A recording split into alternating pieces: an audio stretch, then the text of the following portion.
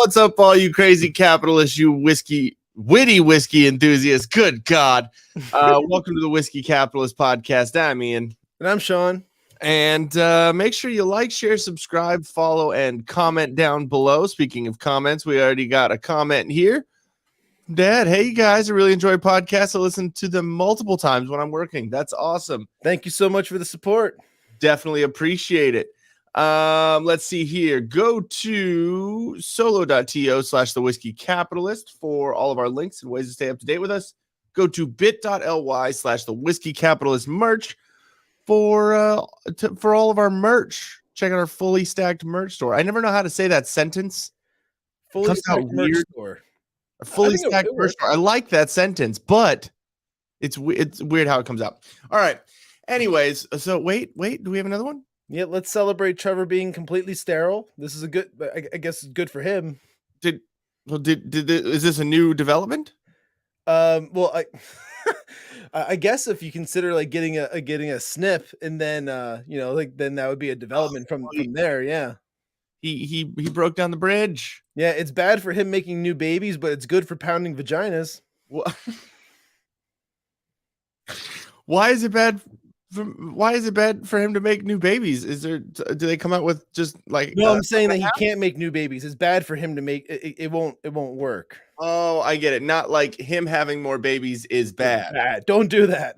Okay. No more. You're at your limit. No, we can only have so many, 1.5 thumbed children. Yeah, I know. That's a birth defect too. That's what's it called? Genetic, right? Yeah, 2 out of 3 of his kids are only born with 1.5 thumbs. It's a really sad thing. Sarah McLachlan did a special on it and everything. With them just in the thumbs of the children of the bottle. All right. Copyright.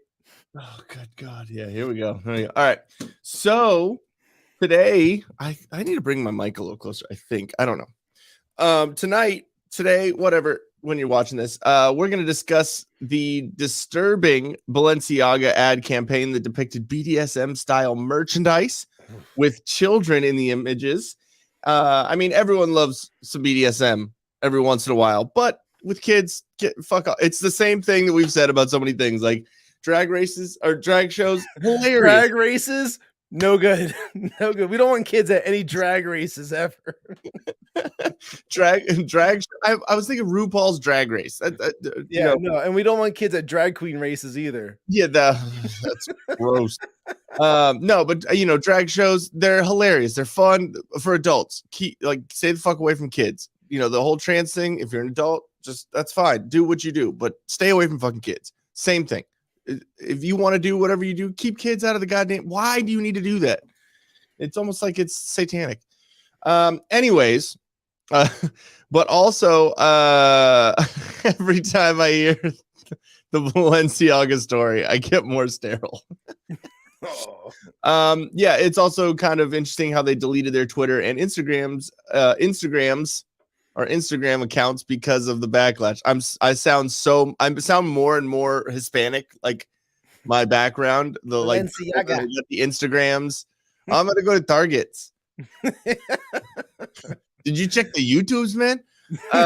Well, not only that, but there's been no talk about it from like the White House or like even any kind of investigation. No celebrities really speaking out about it either. Wait, hold on. You think Biden's going to talk about the Balenciaga scandal when that's where he gets his supply?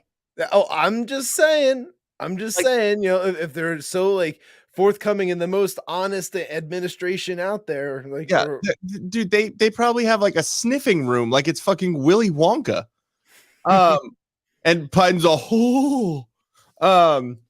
We also are going to talk about the, everyone who watches this show knew we were going to talk about it. It's the Tim Pool and Kanye West situation that happened. And we'll get into our opinions about it. We did a little poll. We'll bring that up, and we'll bring up the poll. And sorry, I'm a child. Maybe they'll put me in a Balenciaga ad campaign soon. But yeah, no, we're going to talk about that and our opinions about what happened and came out looking the worst, what the whole situation was. And I know, man, I know. we are also going to talk about the Liver King and the allegations that just came up with that. I think there are interesting pieces of evidence and some that are just allegations, me personally, and we'll discuss all of that.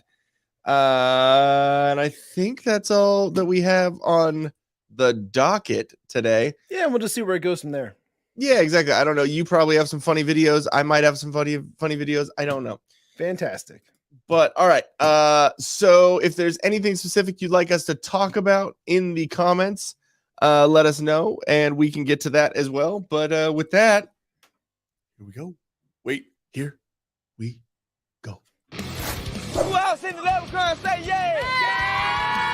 Look at that big, juicy booty. Hot like a tamale. Be offended. Do you love black people? Negro. You know the thing. Here, next. Don't be rude. You ain't black. Shawn Cav. You're going to have a flame coming out of your butthole. Heartfelt. A man and a woman.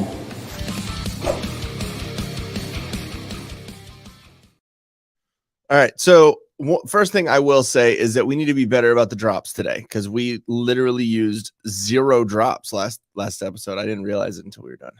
Well, it's not the end of the world. It kind of is though. That's And it's also kind of hard for me to do that when I'm like I'm actually behind the bar and whatnot because I don't have like my stuff right in front of me. But I'll try and be on top of it if I can. Good God. Whatever, dude. Lame. Be offended. I am very offended. Whoa, that like came and went real quick. Did you click off of it? No, that's just where it ends. It's weird. Okay. Maybe StreamYard's changing their shit. All right. So do you want to talk about the Balenciaga stuff first? Oh, you want to jump right into that? I thought maybe we would do some Tim Pool, but yeah, let's do some Tim Pool. Let's like not start it off, with diddling. Super heavy with children. Yeah. All right. Yeah. Let's do that. Heavy children. Are we talking about Lizzo's babies? Hold on, let me get my Tim Pool gear here real quick. Okay, man, I'm ready. Good. I'm ready to start chatting about some. Wait, we're talking about me, right? Well, what is funny is that he looks the way you look under his beanie. I know. I'm well aware of it. No, but I haven't shaved my head in a while, and it looks terrible. So I'm not going to show my head. but it's just funny because if you see pictures of Tim Pool, you're like, maybe that's why he's a little twat. Oh, because he's bald? I mean, like, if you just accept the fact that he's bald, I'm not saying in any way that you're a twat because you're. Oh, I'm not thinking you're saying that either. I'm thinking that he has a hard time accepting that he's bald. I'm just being a dick. Remember how you told me before the show? As long as you're not a dick, don't be a huge dick. You can be a little dick. Okay. Yeah, I can be a little chode. I could take a little bit of dick. Oh, interesting. All right. Sorry, my brain is not here. Coffee, yay, hooray for coffee. But yeah, so it's just kind of like I can pull up this image here, which I think was the one that kind of sparked the initial whole thing with Tim Pool wanting to bring them onto the show or whatever. Maybe they're even on their way to go to the show at this point.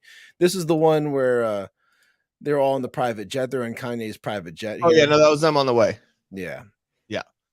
That was them on the way to West Virginia or wherever it is that they do their show from. Or Timcast does their show from. So I don't know. Would you want to maybe kind of watch? Because it's only fucking 20 minutes. I mean, we can totally watch like some stuff. We can like fast forward through a lot of it because I think Kanye dominated that conversation. Well, he's the guest. Yes, but like there was no conversation. It was like he kind of like preached, and then like, but it was like scatterbrained kind of preaching. You gotta know that if you bring like, it'd be like if we brought on Alex Stein. If we had him on, I know that he would go on for a second, and stopping him in the middle of something like I'm not saying that Kanye and Alex Stein are in the same level intellectually or intelligence wise or anything like that, but it's a way of speaking that they both have, and I think that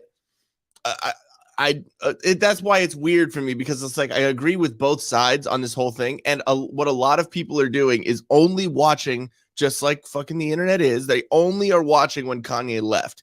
And when Kanye what he was saying, or Ye, whatever the fuck Yeezy, whatever you want to fucking call himself now. He's like the new like P Diddy, fucking like no one's listening to actually what he had to say, which he had some pretty good points, but some of the stuff, yes, was like, the fuck are you talking? There was a lot of moments in there with I'll agree with you on like where both sides had points to be made for sure. Like, Tim Pool, when he was talking, he was trying to defend his channel a little bit from like getting pretty much deplatformed. If like he let Kanye go too far, like down any kind of like, and like any, I don't even want to go into the like, what it was, but I mean, I can understand that. And like, hold on. Like, yes. Yeah, like I'm saying that he didn't want Kanye to go too far down that rabbit hole without like kind of steering the ship a little bit, because Kanye is the guest, therefore you can let him talk. But if he starts going off the rails on something that's going to backlash on you as like the channel host, then like that's something you need to get out in front of. And that's where all Tim said was, now I'm not even like a fan. I don't watch a lot of Tim Pool stuff or nothing like that. I mean, I can respect the guy, and I think that like, he makes some like intelligent, like, points and whatnot, but he came right out and said like, well, if you start going down about this like anti-Semitic type stuff, I'm going to disagree with you when it comes to certain points that you're going to make. And then it came up to about the whole like them and like talking about the Jews and this and that. So it became like this whole this thing, like underlying thing where they were trying to get Tim to say like the Jewish people, and he was trying to get Tim to agree with Kanye, like to kind of like that kiss ass kind of like, I'm going to agree with you. But instead what he did was he just like, well, let's have a discussion about it. He wanted to talk to him and get more insight as to Kanye's point, I thought, at least. Well, okay. So my take on it is that, and we could discuss it a little bit more once we watch some more of it, but my take on it was, for one, I don't think Kanye's far off with what he's saying. Right. I think that he is using it because there's a difference between the religious Jew and biological Jew. You know what I mean? Like, whether you're practicing Judaism or not, like, or just being that's your ethnicity. Mm-hmm. And also there's Jews that just have a Jewish last name, so like, and is he right in some aspect that yes, there are an overrepresented amount of Jewish people? Yes, there are. And that doesn't mean it's bad or good. It's just the way it's worked out. It's just like saying like are Asian people more inclined to be good at math or to be good at engineering or anything like that? Yes, of course. They have there's a different thing. Are black people more inclined to be better at basketball or athletics or anything like that? Yes, that's just a fact. It's like, so I think you love black people? Yeah, here and there. But no, it's just one of those things where there are things that he said where it's like, it is funny that you can say it about one group of people, but not about another. And you can make generalizations here and there, just like I did right now. And the only thing that people are going to be mad about is me saying anything about Jews. Like, that's just, or blacks. Well, I mean, not you even. didn't say anything negative about them, but instead, like, you called out their entire race or community or wherever they want to categorize themselves as. I mean, you're right. And I think Milo and Kanye were right in that sense when they talked about, they brought that up at Timcast. They're saying like, listen, this is the conversation that's been going on for like decades. They wanted to know, like as Milo said, because I watched it again like earlier today, just so I was like a little bit more refreshed. Hold on, real quick before you go more into that. Let me. I just had like a little bit more of a point, real quick. Sorry. Okay. I thought you were done. No, you're good. I mean, they're. So basically, I was going to say a joke, but that would have been bad, and we would have gotten canceled. So, but no, I think the thing that Tim did was immediately, yes, Trevor, drop number 2 already. This is unprecedented. Exactly. We're on it today. Just thank you very much, Shawn. But anyways, I think Tim handled it as kind of as best as he could, but I think also that he went straight for, he could have taken it a different avenue, because when the whole they thing was like, who's they, like blah blah blah, he immediately went to they're talking about Jews, but he could have said, well, it's mainstream media and and it's they in that way. And then that conversation could have been broken down a lot easier. I think he went to the I'm going to control the conversation kind of thing that Tim Pool is known for. And I personally have watched a lot of Tim Pool.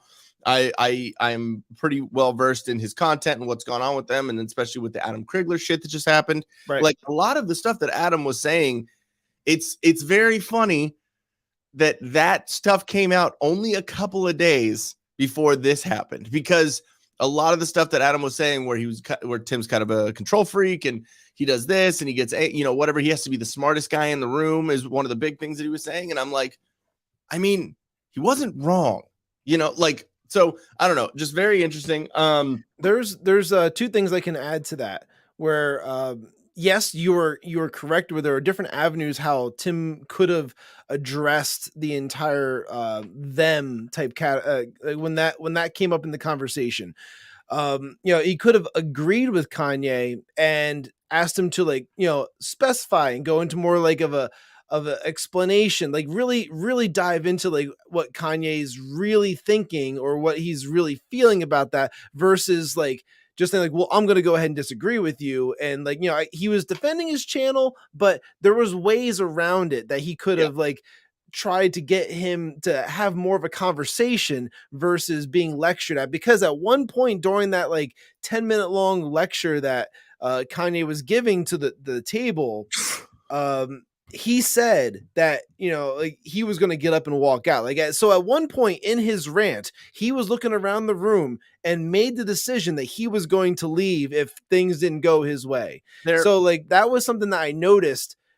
The first time I heard it, I didn't really register. And the second time when I watched it, I was like, oh, okay, this guy's already made up his mind about 10 minutes into this thing that he is going to leave if he doesn't get what he wants out of this conversation. Yeah, and that's the once we watch this, there is follow-up stuff that I kind of want to discuss, because I've watched a couple of different takes on this, and they all have merit. All the different takes that I've seen of if it's Tim or if it's Kanye or if it's even the people around him, anything like that. So let me see if this is, let me pull this up real quick. I should have been doing this while you were talking, but I actually wanted to listen to what you were saying. Oh, well, I'm glad we're having an actual conversation right now. No, it's weird. It's not like, okay, you fucking talk while I'm doing things, and then I fucking talk while you're doing things. All right. So can you hear this? Oh, yep. Live streamer. I do a show called America First on Cozy. Which we totally have to talk about Nick Fuentes then too. Yes, I'm your best ever. I don't know. So we've been told that there's a conversation about that. I think so. Yes, ever. People really enjoyed hearing you speak. I think it's accurate. Okay. Thanks for coming back. Pull it off. Change.org. We'll be streaming From the Hill. Oh, yeah. Which is Pleasure, guys. Okay, real quick, I do have to say, him starting off with this fucking article. Wait, hold on. Immediately talking about. All right, and I'll just pull this story From the Hill. Okay, him starting off with an article that is pointing out that Mike Pence is saying that it's wrong to give an anti-Semite a seat at the table. And I don't know if Pence was talking about Kanye or Nick Fuentes.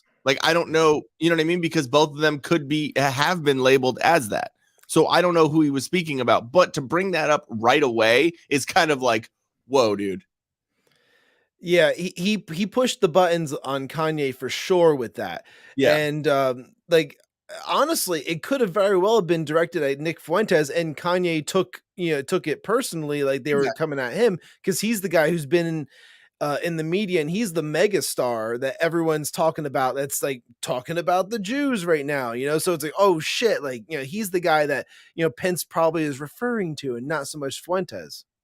Yeah, true. So, I mean, I just have to say, as we're saying, who came off who looked worse in the situation, Tim started off just being you know what I mean? And it's all right, dude, that's going to put your guest or anyone on their fucking heels, and they're going to have to, you know what I mean? They're going to feel they have to fucking be defensive. And you don't start a conversation with someone and put them on the defensive unless you're looking for a fucking fight,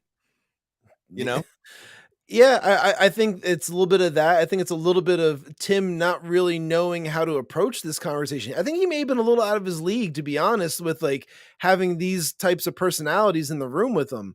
Yeah.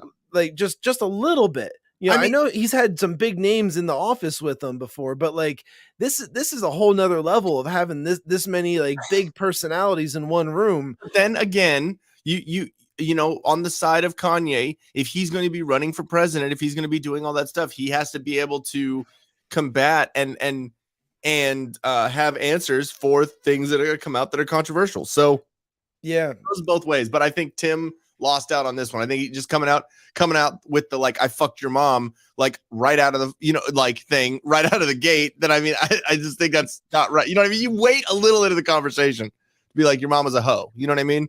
Oh yeah, can we pull up the what's it the poll that we have going right now? You want to pull your poll? All right, cool. I want to pull my poll out real fast. This is the one that we did or you did yesterday. Who do you think came out looking worse from the Timcast Kanye IRL live stream last night? And right now, I mean, after 20 votes, everyone's kind of leaning towards Tim Pool looking worse than Kanye. Yeah, I wanted to I wanted to end it right before our stream. So like those are the final results right now. You know, 20 votes. Okay. Well, that's where it's currently at right now. You can see I voted for Kanye actually. Yeah. And I can explain that. Wait, you voted for Kanye looking worse? Yeah. Okay.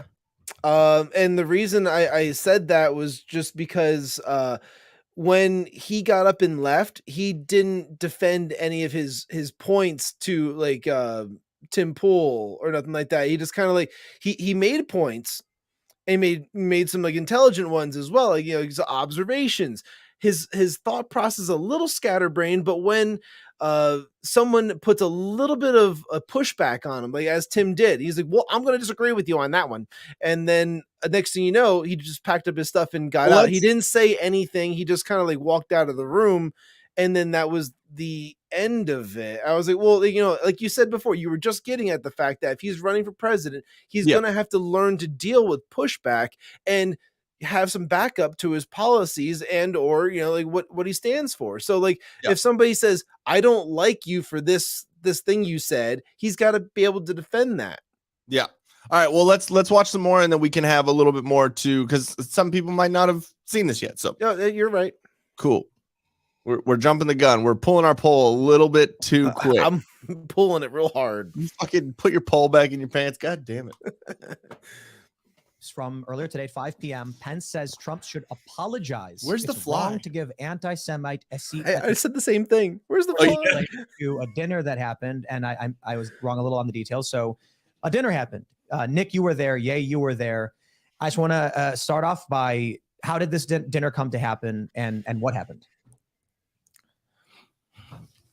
That's how we became the Brady Bunch. Trump for about That a doesn't- month. We had scheduled the dinner in October. Awkward and then he announced silence. for president. He pushed the dinner back to November. The Brady Bunch. And I've been pulling together a campaign. And after I put up the DEF CON tweet, a bunch of people Motherfucker, you that said have been Death Con, okay? canceled, Yeah, like, Death Con. in contact with other people that were now on the It was wrong for the two inside of reasons. the Matrix. And Alex Jones, producer, said that Milo wanted to contact me, and here we are. So that's how you guys got in contact. Man, Lex Friedman's a better talker. And then that we bring in Nicholas as a I mean, comparatively to other rants he's gone on, like when he was on Rogan, I mean, that wasn't bad. Okay. No, it wasn't bad, but was- I mean, like it was boring as fuck. I mean, Well- like Lex Friedman would have been a little bit more stimulating. Well, yeah, exactly. Like Kanye is entertaining when he's being fucking Kanye. That was not entertaining. I mean, it was a very measured. So I mean, if running for president, cool. Like, I mean, whatever. Okay, let's go. enormous extra brain firepower that he is. Most extraordinarily brilliant political commentator of his generation. And he's been treated just about as badly as anybody. So I thought he deserved to be in the room too. And that's pretty much how we got together. So I have some questions about that, but we'll get through the dinner portion of how exactly this happened. What Let went me down. accuse more people of this is being how you get in anti-Semitic. contact with three. Yeah, I have to go around the table and call you all Jew haters. Nick ends up invited to this dinner, and what happened? Well, he he was rolling with me. I was impressed with Nick, and I was like, just come to the dinner. And we had Karen Giorno pick us up from the airport. And there was a lot of back and forth. There's another gentleman named Jamar Montgomery that was with us. It's he's an engineer at Boeing, and his I'm telling him just we should raise everyone's volume. So all right, let's go. Let's We go. got there, and it was like when Trump came in, I said, do you want to sit alone? He's like, no, bring your friends in. So a big thing is like Trump had no idea who. No, Nick just bring your Fuentes friends in. It's okay. It's was. good. It's all good. I love all your friends, Kanye. Gotta All go of you are welcome at the table. It's gonna be a great time. Party favors for all your friends. happening. Do you love black people? If you- Love them. I love all black people. They're great people. Perfect. In fact, they would say that I'm pretty great too. that there's multiple people inside of banks Just in case people Or can't hear over us media. making dumb jokes. that Who cares? are This Kanye rant is starting off real soft, but then it gets like just starts going and going and going. What are we talking That- about? And Blood Library, what do you Okay, that right there. Hold on. That's when banks or in media that are all Jewish, or you're anti-Semitic, and that's the truth. Mhm. Like, there's a point it's there. the truth. Yeah, absolutely. There's a point. But Blood Library, what do you mean? You mean I'm saying like I've been labeled anti-Semite, right? So I mean, there's verbiage is different off. beliefs Oh, yeah, a little bit. our bloodlines, you know, like He says a few weird things. The red media. he posted, He's and in general, He's America. He had- like the red media was like his interpretation of like the Jewish media. So we start questioning yeah, that's things weird. That Yeah, I thought so too. the indoctrination. Then And you then like immediately- can you pause it real fast? Like there was a thing where he brings up about the banks where he's like, oh well, you know, like JC or JP Morgan, they took his money out of the bank or whatever. That he didn't lose his money necessarily, but he lost his bank.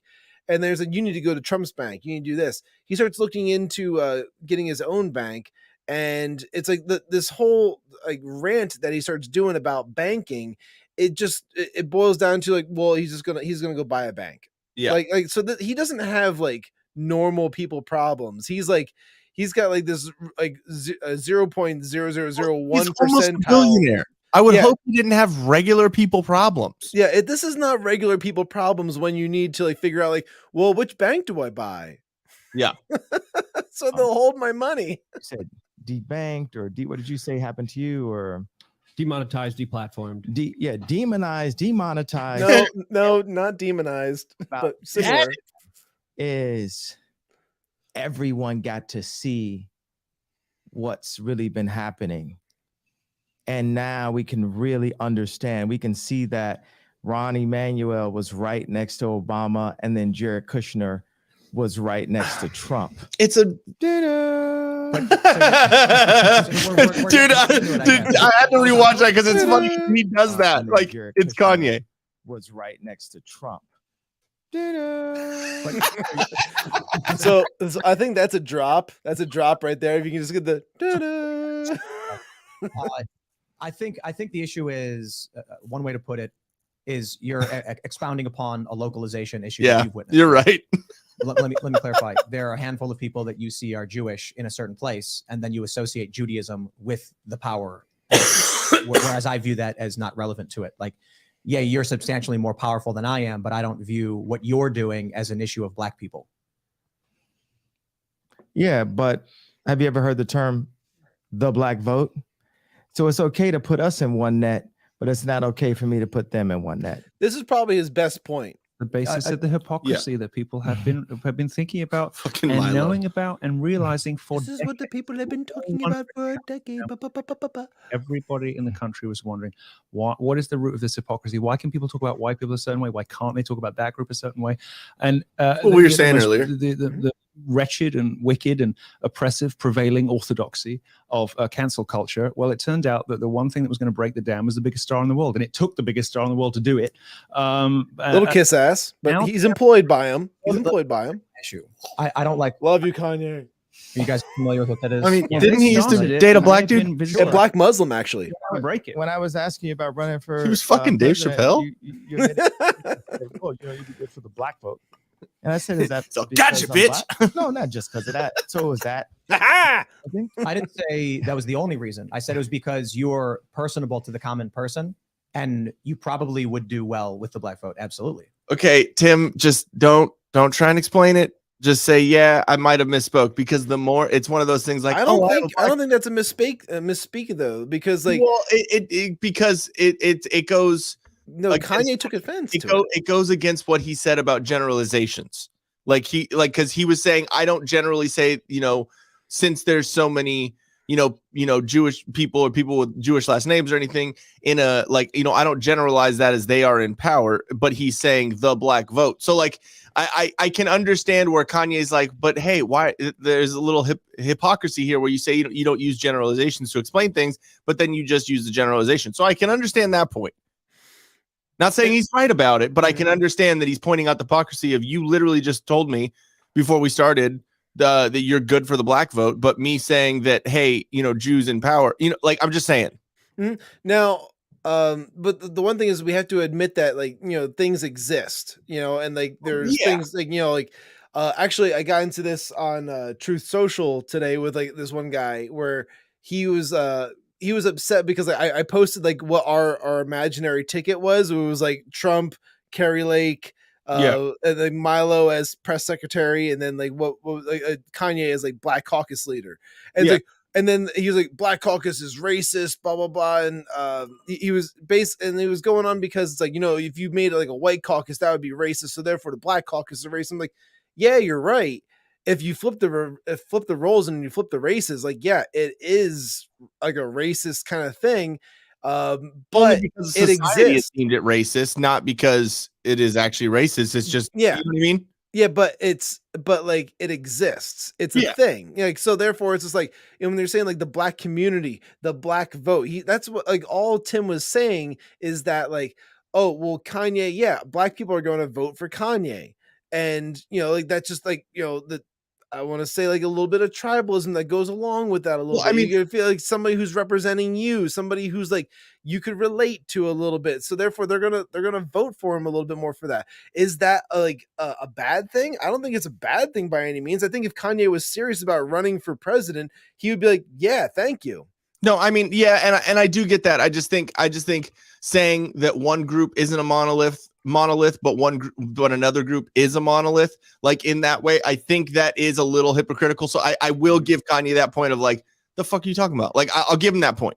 I think Kanye brings up a great point when he's talking about the fact that you can't talk about certain groups in certain ways. You can say other things about other people. You can't you can't talk about black people like this, but you can talk about white people like that, but you can't say anything about this or whatever. So he's absolutely right. And if you get rid of all of those barriers in language, then we really have freedom of speech again. And and then we're also eliminating racism by making everything, fair.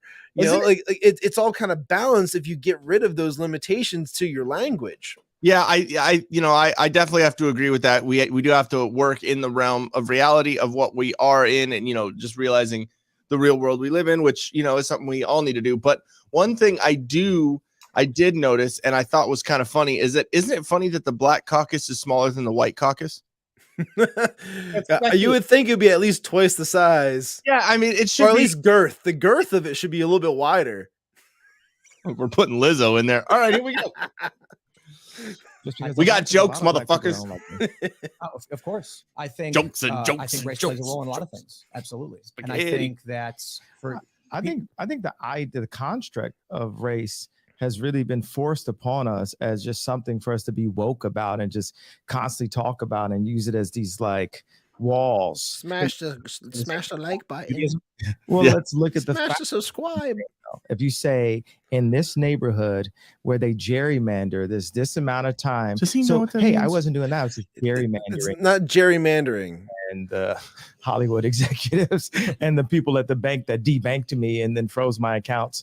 You know, it's like we want to jump into protecting the idea that we can't put a net around something, right? But that's been my job as a producer, to take, you know, a Roy Ayers sample and put a James Brown drum and put it within a 2-minute, 3-minute song. That's the way I actually think. He has and that's the way I talk. I get his point, but he takes so long to fucking say it. That they were trying it's to like an episode of the Whiskey Capitalist podcast. Jesus, guys, get to the fucking point. I moved $140 million into JP Morgan.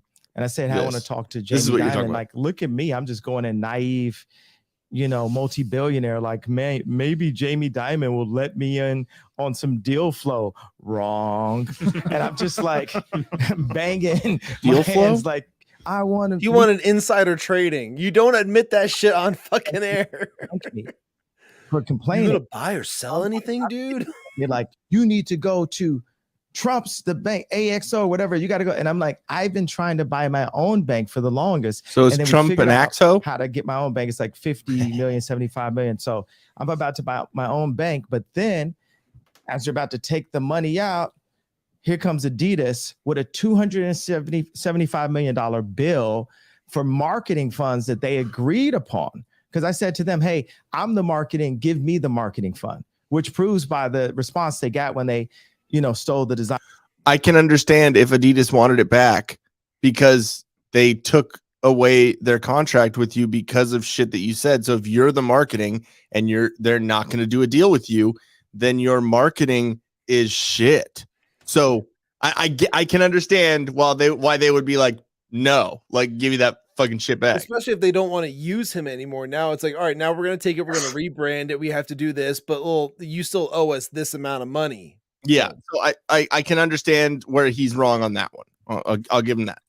I just said we're gonna not call them Yeezys anymore. So this is what I was already fighting Adidas for. So I'm fighting Gap, get out of Gap, fighting Adidas, and then I deal with this little bit of noise from, you know, Zionism from the fashion world, where they use this plant named Gabby, who's obviously like some kind of CIA agent, knows nothing about fashion. This is a certain thing. When someone can't dress, you know that they're not like a fashion person. They're just there as like me going in. They'd be like the control that they try to use with celebrities, which has now been broken, right? Because you know where it broke. Okay. I want to get on like LeBron in a second. But I'm going to come back to this and just talk about this. Random as fuck. Again, this is his scatterbrain bullshit that he's doing right now. It's like, he's a Banks, LeBron, I'm doing beat tracks, I'm doing this. And it's like, dude, can you like focus? I will say the producer comment and that analogy works. It just took him a second to get it out, but it works with what he was saying. I get that. He puts pieces together. My point is that he's so scatterbrained. No, I get that. But he puts pieces together. I get that. But yes, he is scatterbrained. He talks about that in here in a second of like why he's like that. But I'm pissed off that he didn't stay because I wanted to hear what he had to fucking say about LeBron. Like, right? When he said that, I was like, ooh, juicy, fucking let's go. And then he didn't, and I'm like, dick. Like, god damn it. Wasn't LeBron one of the guys that like texted him when he was like having his breakdowns?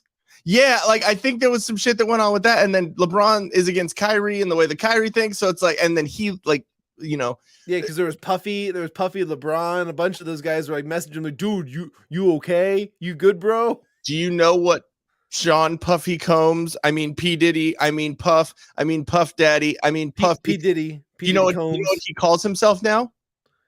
Love. Love. I'm not kidding you. His name is Sean Love Combs now. Weird. Okay, whatever. Anyways, the artist formerly known as P Diddy. I mention her name because she's a nice lady, but someone at Cohen Resnick tells me, and I tell all of my finance people never use the term a lot, but they said, okay, you're gonna have to pay a lot of taxes, and that made me feel like they're just like, wait. I mean, comparatively, it's a lot to us. We finally can put him in jail. And I was like, can I still run for president in jail? I found out I could. So I was like, okay. I mean, that's fine. That's kind of funny.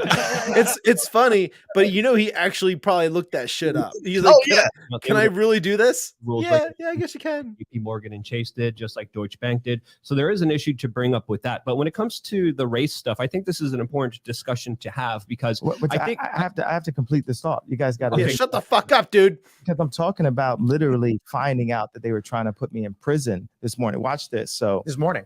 Yes. So not come to my house this morning, but I found out, okay.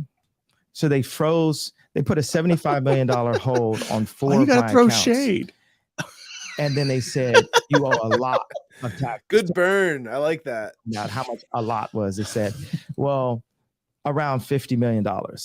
Now I'm going to different CFOs like, okay, so would this be tax evasion? Because I'm obviously not the most financially literate person on the planet. I was just a child, basically. Like when you become famous, you stop growing at that point. I became famous. Kind of retarded.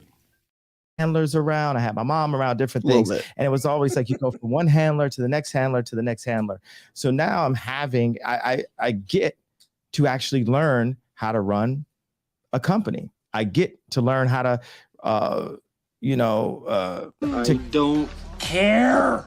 Like Pablo in a movie. He just said, I learned how to count. Like literally making $300 million cash, but you're just like a high priced, we're not going to use the S word just because it's just like too passe to use it, but it's like what S words? Which S word was it? Okay, I was trying to figure that out. Was it slut? Was it shit? I was gonna say I thought he was going for high priced whore. I thought is it S word? I'm like, does he mean like slut? Yeah. I mean sluts don't typically charge, and like he couldn't possibly mean slave because slave is free, right? Yeah, and why wouldn't he be able to use that word? I don't know. I don't get it. I'm like, what's the S word? Kanye, come back on Tim Pool or come to the Whiskey Capitalist and tell us. I want to know what your S word is, and I want to know what's up with LeBron. Tell me. We want to know the juice or the T on LeBron and the S word. Why is it called the T? I don't know. It's a gay thing. I wonder that. Everyone says that, and I'm like, spill the tea, hun. And it's like, I don't know, because like it's gay. Yeah, well, I've watched a lot of gay shows on Netflix. No one needs this amount of money. And I got news for you. That means you're gay. We won't say what race. And he's a Jew. They'd be tearing down the contract. See, it was funny. They laughed. Position. It's not about the because they can laugh about it. And, to come in here, I feel like it's a setup to be like defending. I'm not going to go through another, like I'm literally going to walk the F off the show if I'm sitting up here having to, talk about, you can't say that it was Jewish people that did it when every sensible person knows that. I mean, Jon Stewart knows what happened to me and they took it too far. Sorry, burp. It was like American History X. Like my head was on the side of the curve and the exact on the side of the curve. Yeah, I know. I laughed at that one too. And he's like, the side of the curve. I'm like, well, it's not called a curve. It's a curb. A curb can have a curve to it, but a curve, or I'm sorry, a curb is not a curve. Yeah, and also Dr. Seuss rhyme, I think. Yeah, and also, I mean, you are being labeled as an anti-Semite, so I don't think bringing up the movie American History X is a wise decision. Yeah, because like I mean, like in this analogy, he is the guy biting the curve, but like he's been labeled as like Edward Norton in this movie. Yeah. Bro, what are you talking about, man? Is he gonna walk out the next time he gives a speech and say, you know what this means? Not fucking welcome. Like, you know what I mean? Like, what's going on here? People that I called out kicked my head. We found out that my trainer was a MK Ultra Canadian intelligence. He worked in the defense research and development in the Canadian military, essentially working on PSYOPs in the Canadian military. This is Harley Pasternak. Yeah, when I'm hear about trainer, pause it. He's talking about his fucking trainer. He said he was MK Ultra, but then he doesn't know the name of his trainer. When they actually looked at it, oh, it's this guy. He was this and whatever. Like, wait, who is he? Your trainer. Did you hear about that, dude? Wait, besides what he just told me, no. Dude, did you look him up? He is interesting. Well, once we get into the discussion about what actually happens after this, I kind of want to talk about that because I was watching Crowder. That's what I was saying. Like I watched a couple different takes on what's going on this, and that dude's interesting. Let's just say that. That's in. Yeah, no, I don't know anything about that. I did not watch the Crowder take on it. Yeah, today. They wrongly diagnosed me, and they when I asked them how much lithium did you want to put me on exactly, it took them 4 days to answer because they were embarrassed about the amount, right? And I refused to take this, right? You understand that if I had taken the medication, I would not be here, and it would have been, he was deeply troubled. We miss him. We love his music, though. Look at me, I'm Hitler. With a Michael Jackson or worse, yeah. So look at what they did. Look at what they did to Britney. When she went in, she was tired, she was exhausted, she was in a bad way. Leave it to a gay guy to talk about Britney. Medication wrecked, right? You can see there's not much. Spill the tea, honey. Leave her alone. Was the name? Yes, Harley Pasternak. That's the text message that you posted that we were talking about before. Here's the lobotomy friend. Yeah. Before the show, obviously, I'm getting a bunch of messages from people. People are hitting me up, and they're like, "You shouldn't host them. They're anti-Semitic. how could you say that?" Find the idea. I do find it funny or weird, or whatever, that, Nick, they call you a white supremacist. You're here working with or for, one of the most powerful black men, one of the wealthiest and most famous.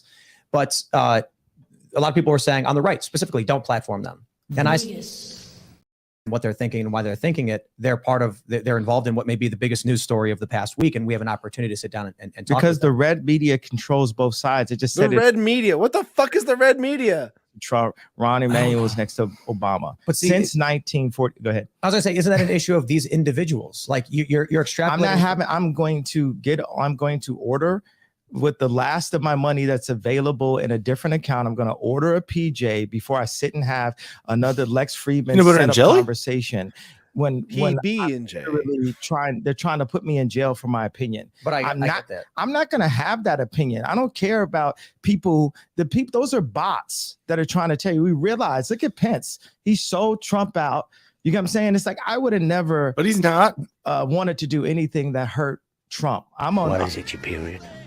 Things that hurt me. He lied about me, but I mean, he's known for lying. And when people used to tell me that, he's a liar, it's like, I went into the trenches for Trump. That's another conversation. There was no one in my position that wore that hat.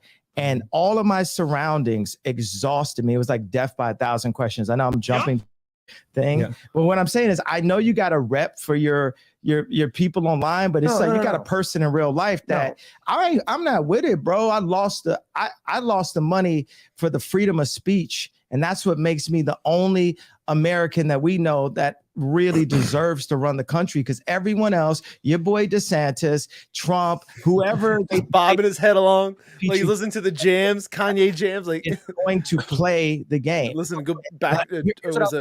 Drop out of school. You went right into the anti-Semite thing. I think it's something that should be talked about. But he went right into the anti-Semite thing. Yeah, he's trying to point out that Kanye went right into it. Motherfucker, you introduced him, then talked about Timcast.com, and then said, "Oh, here's this fucking Mike Pence comment." Yeah, we're gonna talk about this Mike Pence comment real quick, and we're gonna get right into all the introductions. Blah, blah, blah. And like, I thought honestly, one of the worst things that he did was right in the very beginning, where he had Kanye like introduce himself. I'm like, dude, everyone knows who Kanye is. Kanye. Everyone knows who Kanye is. He's like, this man does not need an introduction. We have Kanye West with us right now today. Like, that's all he had to say. And Kanye, like, thank you so much for having me. That would have been like something simple as that, and let Milo and let Nick introduce themselves. But like, Kanye does not need your platform. Yeah. If you start bringing this up, you're going to ask my opinion on it. I'm going to disagree with you. I didn't ask your opinion on it. You know it. But I don't care about your opinion. I like your opinion on how we win an election, but I don't care about anybody's opinion, bro. I lost. They tried to put me in jail. $1 billion. I had, like what I told Farrakhan. I said, look, is it anti-Semitic for me to say his name out loud? Like I told minister. Yeah, the minister. Like I told Obama met with him too. Oh, he was. I think Kanye likes Farrakhan, and Milo was making a joke saying like, "Oh, the minister," like making a joke about how Farrakhan is kind of is a complete trash human being, And I don't think Kanye got that. Did you see his look like, oh, yeah, the minister? It went over his head. Yeah, well, I mean, a lot does. Yeah, I mean, the Jewish yeah. Allowed, Obama. You are correct, sir. Yes. Farrakhan said, well, did he have the money? The contract for the next 4 years, if I hadn't done anything, would have been $500 million a year for 4 years. What I was fighting for was the IP, so my children could, I'm sorry, just sometimes I think about 7 thoughts at one time, because anything I see, I have 7 answers to it, and then just choose what it is. But the thing is, when I said my children, the reason why my brain kind of blocked, because it's like God is saying, I'm a dumbass. be okay. Baby mama's got money, right? God is using me. He's breaking me down, removing all of the, richest person, all of this, so I can. Okay, let me just say, I cannot stand, no matter who you are, is if you don't have an explanation for something, you use God as your explanation. Like, yes, you look to God for guidance, you look to God for certain things. Yes, you do, but at the same time, you don't use him as an excuse for why you did something stupid. Like, so I this is one of the things that I can't stand about a lot of people, that it seems like it's a grift. You know what I mean? I would say there's definitely certain people that use it more of a grift than others. Yes. Yeah, use it as like, see, I love God. Like it's like a I mean, I don't really want to put Kanye and Daryl Brooks in the same fucking sentence, but I mean, no, you should. I would use as an example Marjorie Taylor Greene. Yeah, I would say Daryl Brooks more, because he is he's an evil human being. Yeah, he was using it as a prop. Yeah, like that's wrong. I have the Bible here. I'm a godly person. Like doing all this fucking dumb shit. So like, yeah, but I'll never be able to get over when Marjorie did that whole was a kabuki theater thing, and it was like one of the CPAC last year, with like the guy who was like supposed to be like a Jan 6 prisoner, like in the middle of CPAC in like a prison cell, and like she goes inside the cell with him and she's holding his hands and they're praying, and it's like, it was a whole it's a whole theater thing, a political theater, that it just it bothered me. It bothered me that she was using this as a grift to kind of like, oh, everyone's gonna love me because I did this thing. Like, no, this is stupid. I didn't see it, so I can't have that opinion on it. But the way you're explaining it, I can understand someone saying, "Hey, be strong, pray, do that." I get that, but like, I have to see it before I can have it. It was literally somebody sat inside a cell in the middle of CPAC, and he was supposed to be a political prisoner of January 6th, and then Marjorie Taylor Greene goes inside and for a photo op, holding his hands, and does like a prayer out loud. All the cameras are all close in, like getting all the footage of her, and like she's not acting like the guy is like the actor that he is. Like she's like talking to him as if like that was actually a prisoner, and like, I feel like this is so pathetic. I'd rather see that than AOC at a fucking at a border fence where there's that was political theater too, and a totally different type of political theater. Yeah, for sure. I mean, the two are not mutually exclusive. You can totally shit on both of them. Yeah. I haven't seen the Marjorie Taylor Greene thing, so I will just from the way you've explained it, that's my initial reaction. I'll watch it, but like, I mean, I get what you're saying though. All right, let's serve him, and the more and more those things are taken away from me, the more I can be empty and be a vessel and be able to be used. And right now, it's like your head might be a little empty. If we can't, you're not going to take my pain away, right? The Jewish people say, it's the Holocaust, this happened, and you can't say anything about it. We can't take their pain away. No one's going to denounce the fact that they tried to lock me up. That's what, because every time I'm just holding stride, and it's like, I thought I was more Malcolm X, but I find out I'm more MLK, because as I'm getting hosed down every day by the press and financially, I'm just standing there. And when I found out that they tried to put me in jail, it was like a dog was biting my arm, and I almost shed a tear. almost, but I still walked in stride through it. Yeah, I think is it? I like how he said, "Yeah, like that was good." Yeah. He's definitely stroking his ego, like to act like he's like this like big like civil rights movement guy. Like whether you want to put him in the box of like MLK or Malcolm X or anything like that, but like it's nowhere near it. But like he's I don't know. He's just on a soapbox right now, just like finding some way to kind of like compare himself to somebody notable. I mean, you're not MLK. MLK wasn't married to a hua. Okay. Sorry. I don't care. What are you gonna do, Kanye? You gonna come after me? Yeah. You see that Ray J video? You gonna put my mouth on the curve? I think they've been extremely unfair to you. Who was they though? We can't say they is, corporate can we? press. I'm not using I don't use the word as you guys use. I'm talking It is about them though, isn't it? I mean, because because when you think about it, in 2018. What do you mean it's not? What do I mean? Like, okay. Well, it's really them, isn't it? You leaving? That was it. That's all it took. He's gone. I'll say it right now. You'll say it when he walks out of the room, you fucking pussy. Stuff up and then have think the we're not going to have a conversation. Like have the discussion. Like you think Ye's going to come in here and say, "Here's my pain, here's my suffering." I'm going to say, "I hear you," and then not even 10 seconds after. Now he starts going all hard. Do this. I refuse. Make sure he's cool. All right, go for it. Luke and I will have a conversation. So I can't say I'm surprised. What? Okay, so discussion time. Yeah, sure. I think that Tim Pool is a biggity bitch for the way he handled that.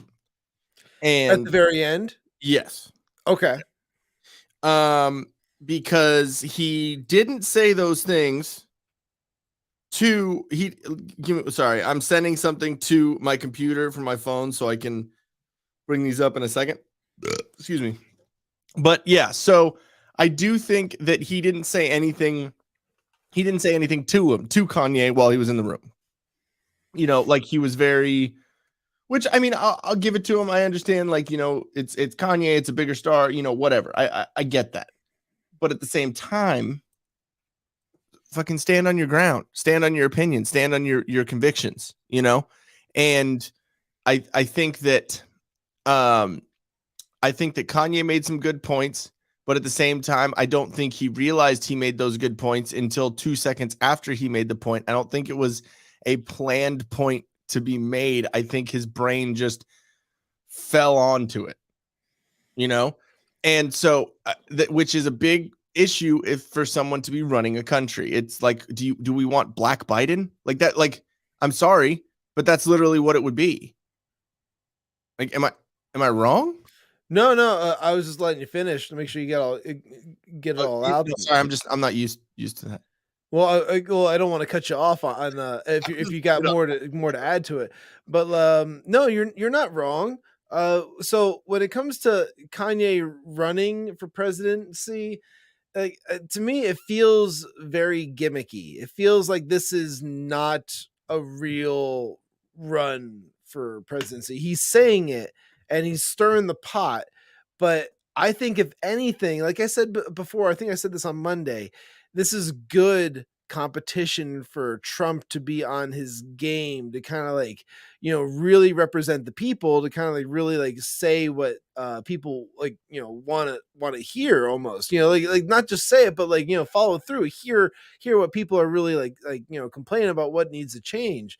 Now, the thing is, when it comes to, I'm going to get back to the Tim Pool and Kanye thing now, that like, I stand by Tim for trying to keep his channel monetized and trying to steer the conversation towards like an actual discussion about where Kanye is coming from with these feelings of why he needs to constantly just categorize all Jews in like one lump sum.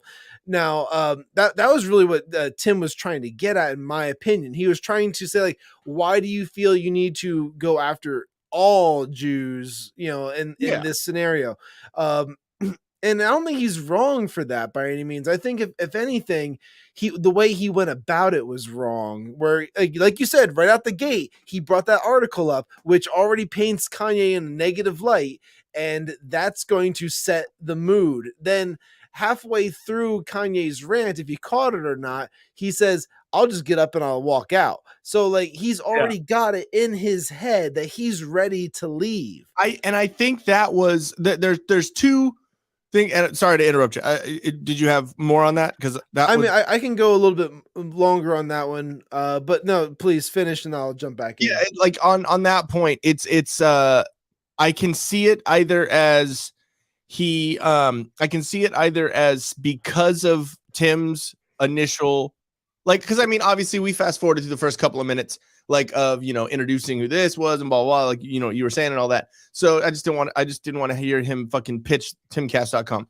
And we do enough of that for like fucking 5 minutes while we start our fucking podcast. So but yeah, so we I can see it as either Kanye seeing that this is how Tim came at him out of the gate. So, okay, cool. I fucking, checkmate, whatever. And if you're going to come at me with this, I'll just fucking walk, like, fuck you. And so I'll give him credit for like, I'm not going to be talked to like that. If you're going to immediately come at me and say you want to have a conversation, but then immediately have a gotcha, the first fucking thing you say to me, go fuck yourself. You know what I mean? Kick fucking rocks. But was it a gotcha? I think it is because the way he came out was everyone else is saying you're an anti-Semite, and instead of allowing the discussion to organically happen and discuss what happened, he immediately was like, what do you have to say about this? Oh, I'm just Tim Pool, I'm a fence sitter. You know what I mean? Like, so I think that was a fucking bitch made move for sure. I also think that it could have been potentially planned, and I'm gonna get back to that, let you finish your point, because I have something that I want to say about Milo. Okay. So you go ahead. Well, yeah, so just to finish up on that one, Kanye walking out, I think, ended the conversation, whether it was planned or not. At this point, I'm saying that it was not planned, and that it had been brewing in the back of his mind during that conversation, that he had already, like, if this goes down a route that I think it's going to go down in this conversation, I'm leaving. He's already got this like kind of like in the back of his mind, ready to walk out. And he has that with any conversation that he had, any interview. He's like, I'm just gonna walk if they fucking start coming at me, which it's very possible. Yeah. So like he's got that going in his brain, but I think that forced that forced the hand where it's like now the conversation can't be made. Like you can't defend yourself. You can't back up your points of what you're saying. Like he made a lot of good points in his opening statement, if you will, like of like being on like the Timcast show. So it's like, okay, now the rest of like the 2 hours is your chance to kind of like defend that and like, point out like in a debate, you got to point out the fallacies and the other person's like stance, like why you are the candidate that people need to get behind, which could have been a huge thing for anybody who felt like, and there's no way Kanye has an actual chance of running for president. Maybe he would have been like, this like, concise, like, single thought, or like single track like mindset where he would have been able to like answer questions and do this or do that. But like, honestly, like the way his brain was set up during that conversation, it was very scattered and it was hard to follow at times what he was really trying to get at. I agree with you to a point, but I think that the thing that threw off the discussion is that first article that Tim brought up. Yep. If he would have not brought that up, I'm not saying that Kanye would have been not scatterbrained, because that's just the way that he is. But I think that would have, instead of having 7 thoughts at one time, as he said, he would have only had 6. I think that 7th thought was, I'm going to beat the fuck out of this motherfucker, because he immediately started the shit off the bat. So instead of me being able to talk about the other 6 things that I'm fucking thinking about, the first thing in the forefront is, do I walk out or do I fucking come across this table like R.A. the Rugged Man did about a fucking year ago and almost fucking come after Tim? Yeah, if he would have just like save that article to maybe like an hour in on the conversation, it probably would have hit differently. Exactly. Build the rapport, build the discussion, build the conversation, and you don't fucking know this guy and he doesn't know you. Yeah, you know of each other. Different. Exactly. Build that relationship. Try and that's one of the things going back to the whole Adam Krigler and Tim Pool stuff. When Adam Krigler was talking about Tim Pool, he's saying Tim Pool wants to be this Joe Rogan figure, wants to be this huge podcast, and his idol is fucking, Joe Rogan in conversations and podcasts. And Krigler was like, you are not Joe Rogan, dude. He was like, you always want to be the smartest person in the room. That seems evident in this situation too. And he seemed like he wanted to control it and make these smart points and be a little kind of like a little bitch about certain things. But Joe Rogan, he just talks. He lets his guests talk, and then he asks questions about it. He doesn't try and have a gotcha. He doesn't have there's very few times with Sanjay Gupta, Joe Rogan had a gotcha because that was something he was personally fucking invested in too, because CNN came after him. Yep. So there are very few times where Joe Rogan is like, yeah, what about this? Or what about that? Or what about very few, he just has conversations. So I think that set things off. Now, speaking about things that could have set it off, I want to talk about Milo. Mm-hmm. I've lost a little bit of respect for him. And I think Milo's hilarious. I think he's great at fucking putting feminists in their fucking place. I think there are a lot of great things about Milo. But I personally think he could be fucking with Kanye. And the reason why is this is, again, like I said, I listened to a couple different takes and I listened to a couple different things. I watched Crowder, and this right here. So these are parlors or parlays or whatever the fuck they're called. These are things that he said in 2015, I think, or no, 2017 maybe. Once Parler was up and all this stuff, he said, "I lost everything helping to put Trump in office. My life and career were completely destroyed. Was it worth it? No. I feel utterly betrayed. I will have vengeance. I am dedicating the rest of my life to the destruction of the Republican Party. Burn the Republican Party to the fucking ground. Trump's SCOTUS appointments were pointless. We defended a selfish clown for nothing." I think backing Kanye could be, I think it could be another thing of where people are using Kanye. Mm-hmm. And that sucks because I like Milo, and I think it's fucked up that Kanye has been treated the way he has. Not saying that Kanye is a genius, and maybe in fashion or music or whatever, but not saying in intelligence wise. Well, he said it right in the beginning of the Timcast thing, where it's like when you become famous or you become rich, you stop aging or whatever like that. So he said that he got rich at 24. He got famous. He got rich at 24, and he was going around with his mom and his managers and his handlers and stuff like that. So he's not the most mature guy ever out there. And he's just now, like he said, he's learning how to manage his money now as an adult. He's just learning how to count, guys. Come on. Yeah. So I mean, he's doesn't have the skill set that people might think he has, because he has all these different brands and he has this and that or whatever. And is Milo using Kanye? I think there's a really good argument for that without a doubt, because I liked Milo because he was quick-witted. He spoke. He was kind of he was a good speaker. He also was the guy that kind of spoke from a minority standpoint of he was that gay conservative that was pro-Trump, which was almost thought to be non-existent, but he represented it does exist. I heard he said he's not gay anymore. He's not.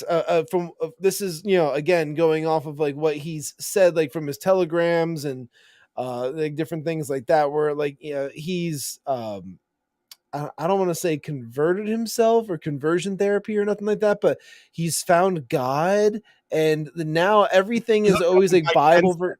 Everything is always Bible verses, and now he's heterosexual. He's found he's found God from his devious ways beforehand. So I don't know. I don't really buy it. I think that's a whole other type of grift, but he's a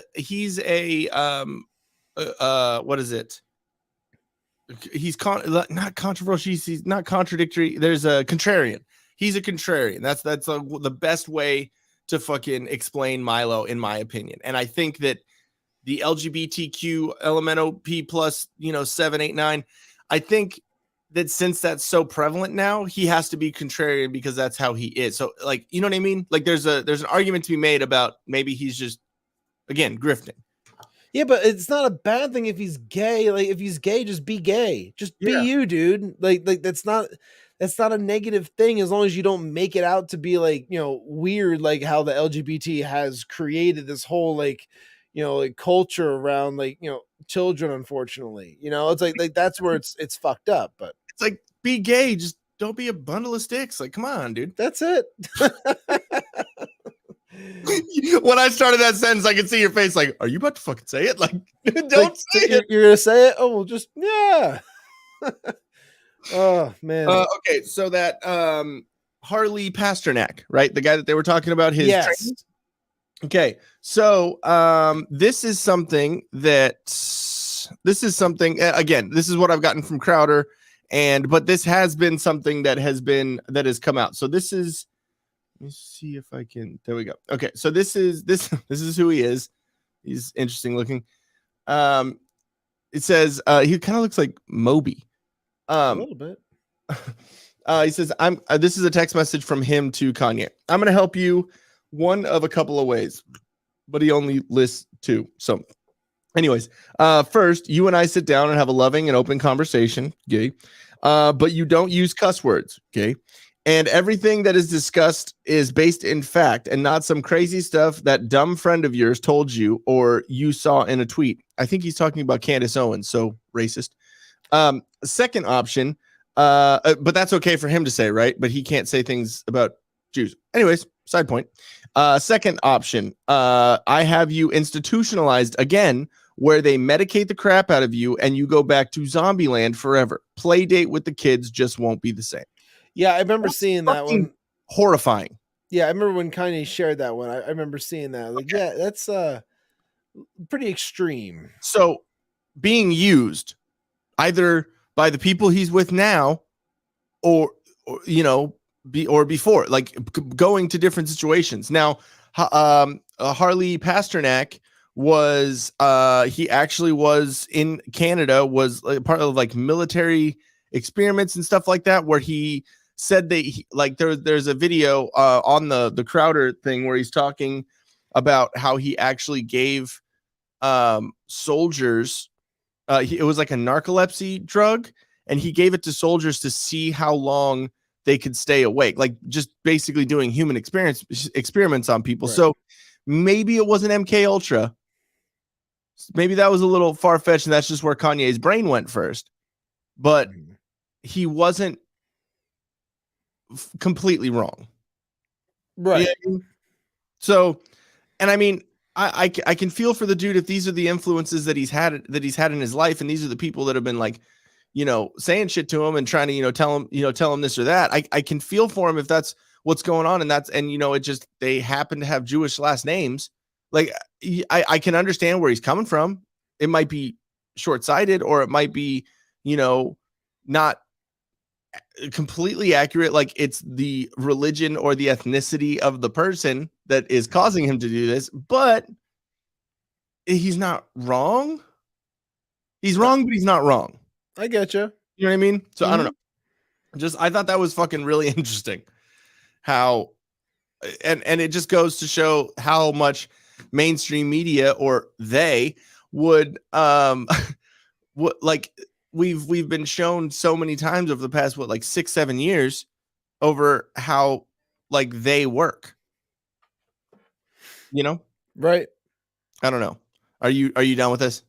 No, I'm good. I was waiting for you to finish, but yeah, no, I'm with you. Like, I don't know much about like the whole MK Ultra thing or anything like that. I'm just kind of like, I just know it was like mind control, government experiments. Like, I don't know much beyond that necessarily. So like when they start going down those rabbit holes and those kind of like, conspiracy theories, I'm like, yeah, I don't know. I don't know. Look it up, dude. It is crazy. Mm-hmm. It is tinfoil hat time. Like, it is, but in the best I should way. get one of those, just like sitting next to my computer from when we have to go into these stories. Dude, down. Well, that's only when we're on Rumble. Only. We need to do Rumble only streams every once in a while. We'll just call it the tinfoil hat streams or something like that. Like The tinfoil capitalists. No, I think once every couple of months we should do a Rumble only stream and just be able to say everything. Whatever the fuck we want. Exactly. Yeah. No, I'm with you. Sick words, all the words. So, anyways, that's not like the big selling point for me, but the selling point would be like the types of conversations we'd be able to have. That's a selling point for me. Okay, well, you get to say whatever you want, whenever you want, buddy. Hey, I worked at a gay bar. Okay, I can. That's right. You put your dues in. You can do whatever you want. I did not put any dudes in. I did not put any dudes in. All right, dues. Not dudes, but I mean, you heard what you heard. Hey, where's the? Oh, okay. How could you say that? How could you say that? I was looking for that a while ago and I couldn't find it, and then you played it, and I was like, oh, so it is still there. It's still there. Oh, what season is that from? Because I'm on season 4. Is that way later? I feel like that's got to be like one of the ones where like Meadow is like, dating like a black dude. That might be like season 5. No, Meadow's dating a black dude in season 3, I think. Season 3, she's dating the black dude. Yeah, at college. Yeah. You date your type, or what box do you check when you sign when you're filling out your little forms for college? What box you check? So you're ammonia. Like, what are you, dude? Like, it's like, oh boy, oh man, great. Yeah, that's some good stuff. But like, no, it's got to be like one of those scenes where like it's definitely something to do with Meadow, because either that or AJ, but it's definitely it's one of the kids, and like, Tony's of course munching down on his pasta visual. Okay, why can't they say the fucking letters at the end of the word? Like, why is it not ravioli? It's raviol. Or mozzarella? It's mozzarella. I couldn't tell you. I mean, like, it's not really like, it's not an Italian thing. It's not really. It's not Italian. It's not Newark. I don't know what the fuck that is. It's like just soprano. Yeah. Okay. Soprano. And I can't look at fucking Silvio, was his name? Yeah. Anymore after I found out that he is in the E Street Band. Sorry. Can't. Well, he was. He's dead now, isn't he? No, that's Paulie. No, Paulie's dead too. Wait, Silvio's dead? I'm pretty sure Silvio's dead. Okay, while you bring up the Balenciaga stuff, hold on. Look this up. Silvio. Hey, I'm looking it up. Oh, you're looking that up? Okay. Yeah, while you look up, I'm pretty sure that guy died like a few years ago. All right, so let's start with the actual article stuff that got everybody all, talking about this. Yeah. Okay. All right, so I got this up here real quick, and this is the initial ad campaign that got everybody like talking about Balenciaga, and I don't know. Honestly, I didn't even know it was a fucking thing before him, because I am just not that. By the way, he's still alive. Okay, he is still alive. All right, that's good. Must have been one of those like phony like articles years ago that was like, oh, so and so died or whatever. The typical thing. Yeah. Oh, real quick, you think George Soros actually died? Because I thought that was a fake article. Is it? I haven't looked anything into. I just saw a bunch of people fucking posting shit, and I was like, that article. I saw an article about that like last week. Okay, and then more people kind of came out saying that like it was an unreliable source, and that who said that? PolitiFact? No, it was one of the other like things that people had added to it, and then like on top of that, it was saying like this is like something that happened like last year or the year before. Someone like joked about like George Soros like dying or whatever. So at this point, none of the mainstream people have been talking about it. No one's brought it up. I don't think it's actually a true story yet. Well, I mean, if it is, him and Walt Disney's heads are fucking just hanging out next to each other. Yeah, they're cryogenically froze on the shelves in Disney somewhere. One's a Jew, one hated Jews.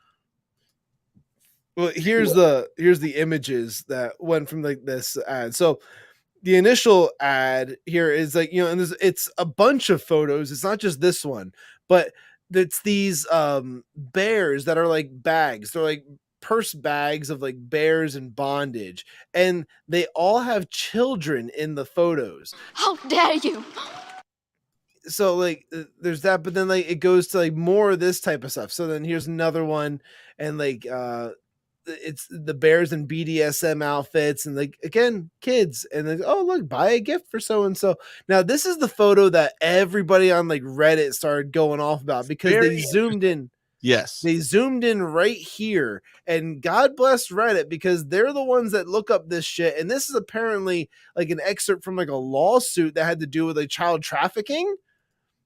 Yep, Supreme Court document. Yeah, now there's a video that I can I guess I can show this one because this is like just to show you the types of people Balenciaga, like, this is like their form of like art. Did they do that on the streets of San Francisco? It's just all poop. It's just poop water that they're walking through. Like this is like their dark form of art where it's like, I know Pelosi isn't in Congress anymore, but did she like get a hairdo? No, this is Marilyn Manson going around the beautiful people, banana. Look at it. It's like this is just like the creepy fucking shit. And I think that is their footage. This is just the runway. I'm gonna pull up the next one that where we can actually go into this. Now, oh yeah, here's another one that actually points out this is the actual article. Right here. So again, showing you the thing that we were just talking about. Zooming in a little bit closer. Yeah. And then what do we got here? It's a Ashcroft versus Free Speech Co. Ashcroft. Ashcroft. I said Ashcroft. I know you're thinking about, Ashcroft. You heard what you wanted to hear. That's what it was. Nope. Let's see here. Act specifically prescribed computer generated and or altered depictions of minors engaging in explicit sexual conduct and images of explicit sexual conduct by adults who resemble minors, child pornography, explicit, like it hits all the key words right in there. Let's see. Kind of gross. I mean, really gross. Really gross. Here's another image. I'm in like the thread right now, so you can just see like what we're looking at here. Yeah, but that's the doctored image. They changed that image before that. Before they put this up over on the left of where he's standing, there was another one of those bondage bears, but they cut that out and re-put this picture up. But it still has shit fucked up with it. Yeah. Bondage bears. Okay, now what I'm going to do is go back to the bookmarks here, because the bookmarks I have all of the different things I wanted to show here. So all right, isn't it funny though that Balenciaga has something to do with the last topic we were talking about, because Kim Kardashian? Yeah, which I have that too. So we'll talk about that as well. Now this guy has a really good take on the whole Balenciaga thing as well. So like we'll just listen to it. Fuck. He does look really high, or he just got stung by a bunch of bees in the eye. Is he Pharrell Williams' fucking cousin? He's Fat Rel. Irel. Oh, can't hear it. Against the agency that did their recent campaign. This campaign featured children posing with teddy bear bags that were dressed in BDSM gear. And there was even a set that was staged with legal documents that pertain to child pornography. Now, why? Why would you put that in there unless you wanted to put it as an Easter egg to your other like pedophile friends? Yeah, or like, oh, look, I can look at these documents. Ha ha, this is funny. Like, it's like kind of like a fuck you. Like yeah. we can do this thing, and like we're gonna do it, and you can't do anything about it. And like it's such like a little Easter egg that they hid inside the ad. It just, again, because Reddit people have no lives. God bless them because they fucking found this shit. Balenciaga is suing this agency for using unapproved items. Society is always being indoctrinated with full-grown adults that don't even realize that they're aliens. Yeah, but they're saying like, oh, poor Balenciaga. They're suing the agency. Like Balenciaga is responsible for hiring this agency now. Know who you're fucking hiring. And real quick, can we just call Will Smith and Tommy Lee Jones to fucking come noisy cricket them bitches out? Like, here come the men in black. Galaxy Defenders. Who's this guy back here? Dude, he's in an Edgar suit. he needs sugar water. Is that better? More sugar. always being indoctrinated with full-grown adults that don't even realize that they're part of it. So our children have very little chance and they should be protected. I could say a lot more based on what I know, but the safety of my family is important to me, so I'll focus on the business side of things. This is hard to understand from an operations point of view because whenever we work with agencies, there's always multiple rounds of approvals before anything gets published. I understand small details can sometimes be missed, but what's that? Especially a big corporation like that, yeah, there's going to be a lot of checks and balances that go into it and all that. And you know, he said, because my family's safety is important to me. Okay, well, how about fuck their families? How about all these fucking people that are doing this shit? Like, you did this and like you were responsible for like child trafficking and or just like advertising child trafficking and their child sex porn like this. You're a terrible human being and you deserve to be doxxed. Yeah, and you deserve all the things that all the people that are going to come out against you, you deserve all those things. Leaps and bounds over what the fuck, dude. Sorry. It's disgusting. Those can sometimes be missed, but everything about this campaign seems well thought out. These bondage teddy bear bags were part. Gross. Look at this. How the fuck is this fashion or art? This kid looks like he's been beaten over the head with a baseball bat 100 times. He looks like a meth head. And then on top of that, the bag looks like it's been dragged through the gutters of LA for weeks. Dude, is that Kurt Cobain's corpse? Well, it's a skin suit, dude. Remember, these are aliens. It's Edgar. Yeah. More sugar. Part of their recent collection, posing children with sexualized items. Like, what the fuck is that? What is that? Like, just holding a doll? Is the doll like fashion now? Like, that's a very lifelike, creepy ass doll. Yeah, like that's like one of those like real doll like things, which is just creepy, so scary. Is clearly shock value marketing. Even their 2023 runway had a very unconventional, the beautiful people, original vibe. When marketing pushes boundaries, it always results in a lot of brand awareness. You don't know the pronouns. Consumers, we should always think about what these boundaries mean to us personally, and children should always be off limits. Yeah, that's a given. How many times have we fucking said that? Stay the fuck away from kids. I don't know why it's such a hard thing for people to like, comprehend.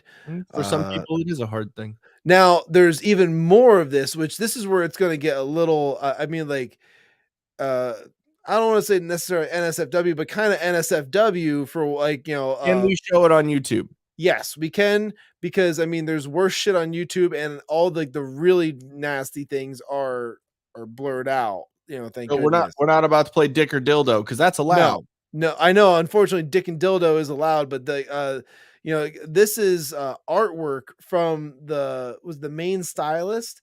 There's some images, Balenciaga's main stylist, like from like their Instagram. Like, I'm not gonna click on that first one in the upper left corner, just because like it's just like a child disemboweled. It's like disturbing, but like you can see like. So we got a kid like tied up. We got a baby holding a skull with a bunch of symbols around, like zodiac symbols. Oh, that seems like totally normal to have on your Instagram. Oh, this seems normal too. Again, Hollywood is Satanists. This is fucked up. That's some like fucking what's the thing that Alex Jones broke into? Oh, I don't know. It's that retreat where they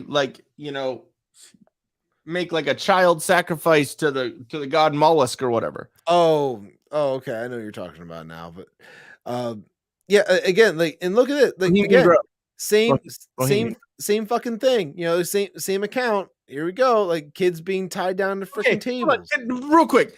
How do you convince it? Like, oh, it's fun. We'll tie you up. What the fuck are you doing?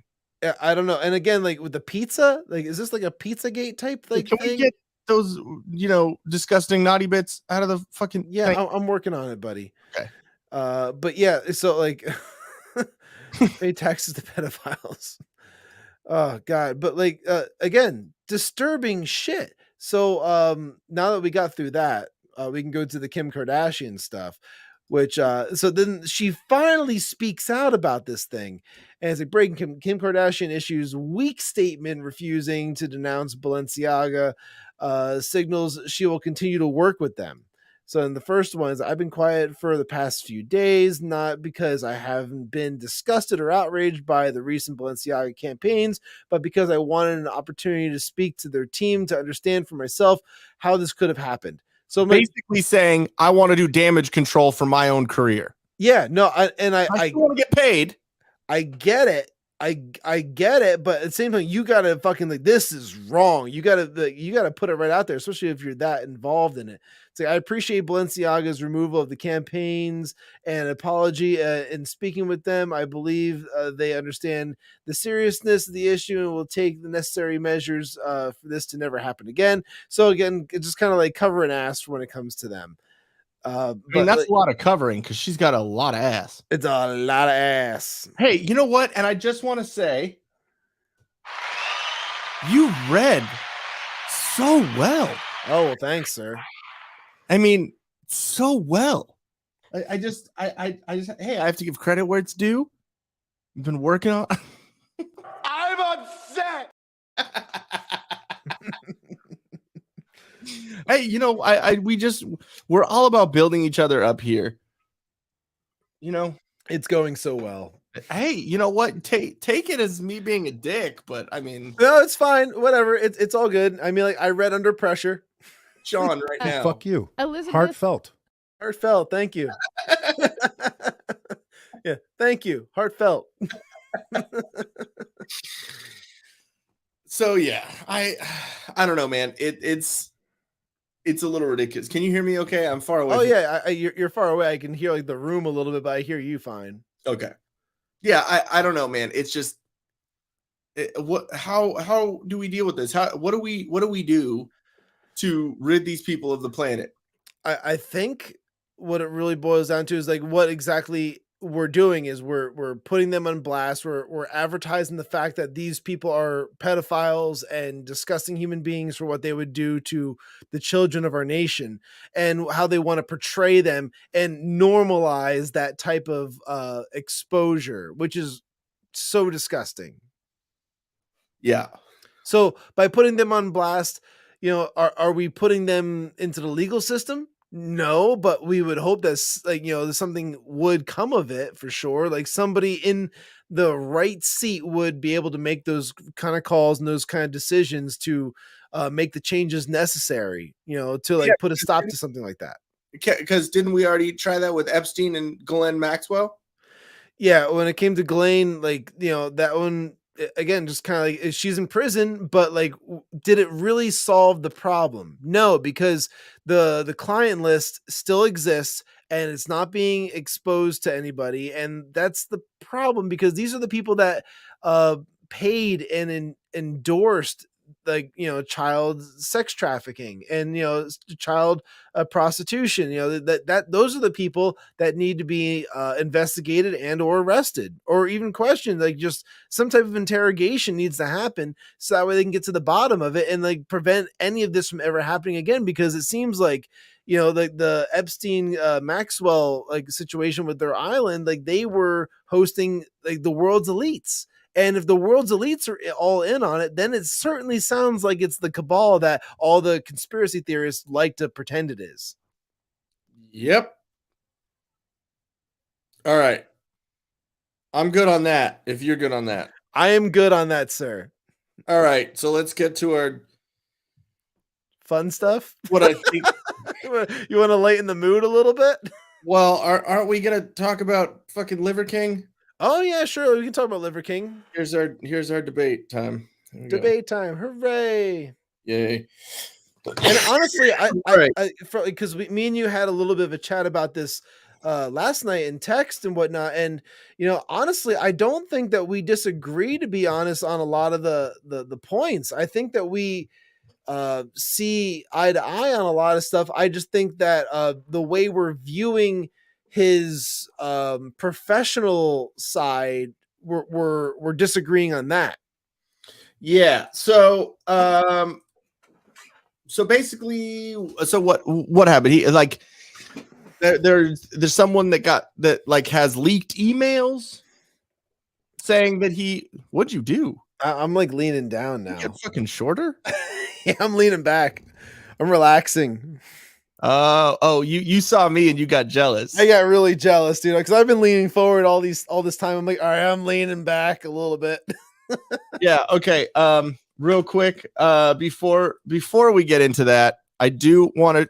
Okay, here's just a fun meme that I found. We should do that every show. We should like find a funny meme or like find something and have our like meme time. Well, I mean, that's kind of our final video time for like some funny stuff. So, Volkswagen Italy, please never change your Instagram handle. When you see it. Yeah, Volkswagen genitalia. Volts what's genitalia? I saw that. I was like, dude, that's fucking gold. All right, so evidently Liver King, if you don't know who Liver King is, he is a paleo dude that follows the paleo lifestyle and has a what's it called? Has a company called Ancestral Supplements. And to be completely clear and to say my bias in the situation, Jen and I have been taking the Ancestral Supplements for about 2 years now. That's basically what the Ancestral Supplements are. I don't know how much you know about it, Shawn, but basically Ancestral Supplements are desiccated cow organs and all that, because basically it's like a, what's it called, like for like theory, where if you eat this part of the cow or a raw part of the cow, then that's what it will affect and make better. Which, there's beef liver, there's beef organs, beef brain, beef adrenal gland, beef, all these things. And I mean, we've been on them for 2 years. Off and on for me, her more, steady, but dude, they're pretty awesome. Like they, so basically the desiccation means they dry out the raw organ or the raw whatever, and they dry it out, grind it down and put it into a pill. So like, cause obviously eating raw liver, is not everyone's going to be able to fucking do that. Right. Yeah, no, that's part of like his gimmick and like, what sells him as like a personality, in my opinion. It's like, there's things that you do to commercialize yourself, and that was one of his tactics, which was very successful. Like, he is like the epitome of what you would think of like a primal man would be. It's like, and like that's what he wanted to be. He embodies what he's selling, like, so like I get it, and I actually appreciate his whole extra persona. Like, I get behind that. I dig it. Yeah, and to be completely honest, like, he was saying he wasn't on social media. He didn't have any of that when he first started the company or whatever. And so the past like little while, he just got into it. And it's, to me, it's like a teenager just getting onto fucking Instagram for the first time, and they're just fucking, it's like Rittenhouse fucking going on TikTok and being 4 doors more whores. You know what I mean? It's like he's just coming out just doing ridiculous shit, and it's like, but so basically the allegations are that he is on steroids, and there are leaked emails that have come out saying this. What I will say is, since I've kind of followed like his, company and whatever, and we followed that, this isn't the first fucking time. And the guy that got the leaked emails, this isn't the first time that he's gone after him. So there's a little bit of bias in that, in my brain, of like, okay, so this guy just magically now has them. And the one thing I will say is I don't think that that's just because I mean, oh yeah, he's ripped, blah blah blah, all this stuff. And again, Barstool Sports, I don't trust their reporting. Yeah, no, we don't have to really take Barstools for anything of what they're saying, because he doesn't like Alex Stein, so I'm just gonna say. Yeah, just for the fact that Dave Portnoy had that whole beef with Alex Stein, and we're huge Alex Stein fans. It's obviously, fuck you, Dave Portnoy. I like Portnoy. I don't know, dude. I don't know. Before that, I liked Portnoy. Okay, but still, I'm just saying, since the whole Alex Stein thing, it's really, dude, you're kind of weak now. Well, before the Alex Stein stuff, I liked Portnoy because he was going up against AOC. He had that whole joke about the whole forming a union, and said, anyone at Barstool, as a joke, as a prank or whatever, as a troll, he was saying, anyone at Barstool forms a union, I'll fire you immediately. That was hilarious. He came up with the Alexandria Ocasio-Cortez. That was fucking hilarious. He would go on Tucker and have conversations, which is great. And then he also did that thing where he did the thing with Tom Brady and chained himself up to the NFL headquarters. I thought that was fucking great. He went up against Michael Rappaport, who I don't know if you remember that whole fucking situation with the herpes, because he fired him and he put out a fucking t-shirt with Michael Rappaport with a herpes bump on his lip. Yeah. That's great, dude.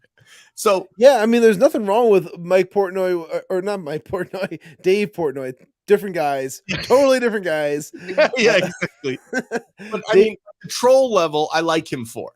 Yeah, and I always liked Dave Portnoy for that fact too. I like the fact that when people tried to come at him with sexual allegations of oh well, she said you did this, yeah, we like to fuck, and she was totally down for it or whatever. So he didn't let the media try to steer him in any which way. He kind of pushed back against it. Yeah. So again, not taking anything away from Dave when it comes to that stuff, but I'm just not a fan of him since that whole Alex Stein blow up where he acted like a little bitch.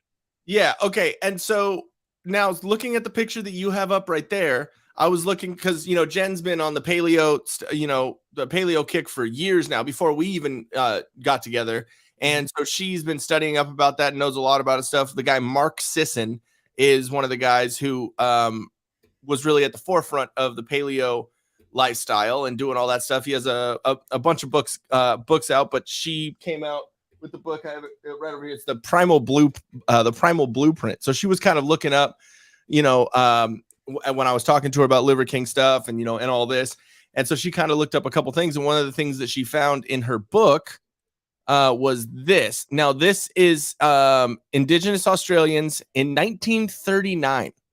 Mm-hmm. Now there aren't the supplements that we have, none of that other stuff like that. They just literally live off the land. I mean, they're pretty cut. Mm-hmm. And I'm just saying, though, looking at evidence, because that's what we do, not just throwing allegations out there. You can do it all day, but I'm looking at that and I'm like, that is before a lot of the stuff that we have nowadays to help us to do that. And it's not like they were lifting fucking weights; they were lifting their meat that they killed. Now, the one thing I will push back on when it comes to that photo is the fact that they're all of African descent. They're Aboriginal. Yeah, they're Australian. They're Aboriginals. But I mean, let me finish. Typically, the race of more melanin in their skin has a higher testosterone rate in the males, which leads to tighter muscle fibers, tighter skin. It leads to a more lean muscle mass. So you've seen it a billion times where it's you put up a white bodybuilder next to a black bodybuilder. Typically the black guy looks a little bit more cut, and it's all because of just natural body material and what they actually already have in their blood. So that's why bodybuilders do black body. They do black body. No, they when they put that tanning shit on there, that stuff you're talking about, that stuff's gross. Do you ever see that stuff? Yeah, black body. It's literally black goop. Their face is fucking white as fuck. Yeah. The white is white face, but then from the neck down, it's all just like it's goop. Because like I had friends that were like professional bodybuilders, and we were talking. I mentioned this to you yesterday, and like these guys, they would during the rest of the year, they're kind of like a little bit like I don't know. I guess how could I put it? Where you could like push them and like they would be like a little like inflated. Like they're holding a lot of water weight. Like basically like all year round. Like they're holding a ton of water weight and like they're lifting, they're exercising, and they're not really watching what they're eating or anything like that. It's only until like it's actually like show season. Show season, it's where it's all like cardio and lightweight training, and then they're only eating like broccoli and like a tiny little piece of like chicken every day, and that's what they drop all that water weight. They get like kind of like the photo you shared before, like they get like that ripped up, and then like that's just like that's the only way they can get it, and they have to hit it, they have to time it just right to hit that one day that's going to be like the peak of like their season or something like that. There's so much like science of metabolic like science shit that they learn about that, and I don't know much about it because that was never me. I went to the gym, I knew them, I knew that they did. The other guy I would mention that had a big problem with Liver King and likes to like point out the issue with him, which is not affiliated with Barstool or anything like that. Ian Smith, if you're familiar with him, he owns I don't know all the Ians. Well, this is another Ian that you should be aware of. He's like a free speech guy for sure, because he was the guy that pushed back against the mandates in New Jersey when they tried to shut down all the businesses. He was the guy in Jersey that kept his gym open, and like the state tried to shut him down. The governor, like they would send the police there on a regular basis. They were like all kinds of stuff. Okay, now I know who you're talking about. Okay, so this guy has been very vocal on like Instagram and whatnot against Liver King, about saying how like unnatural he is and this and that, and like it's really interesting to see these different takes when it comes to him. For me, honestly, knowing how many chemicals those bodybuilders I was friends with, like were putting into their bodies, like illegal substances they were getting from like India and whatnot, like it's insane to think that anybody would like try to think that they could reach that level by taking the supplements and doing like regular workouts. Now, I will give you this.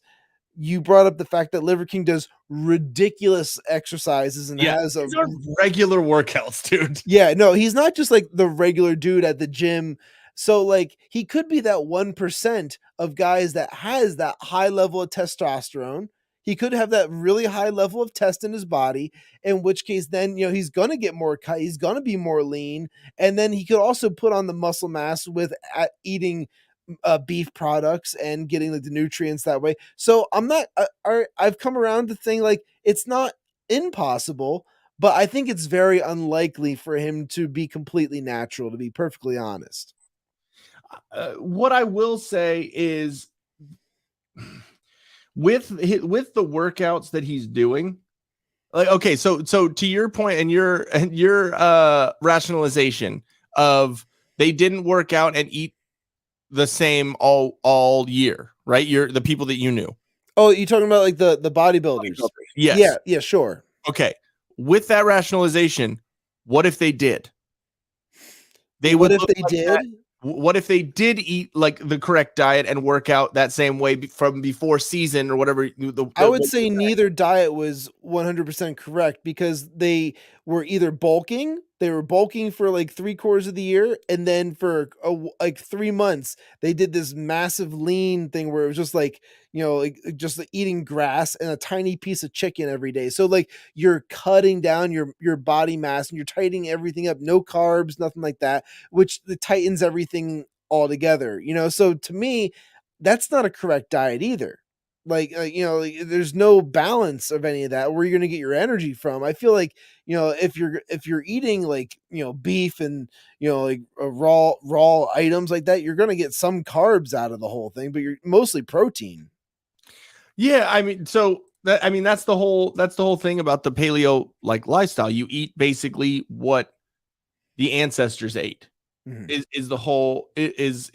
basically the whole thing. So no like like the gluten or grains or any of those things like you don't eat, because that wasn't. Jesus ate bread.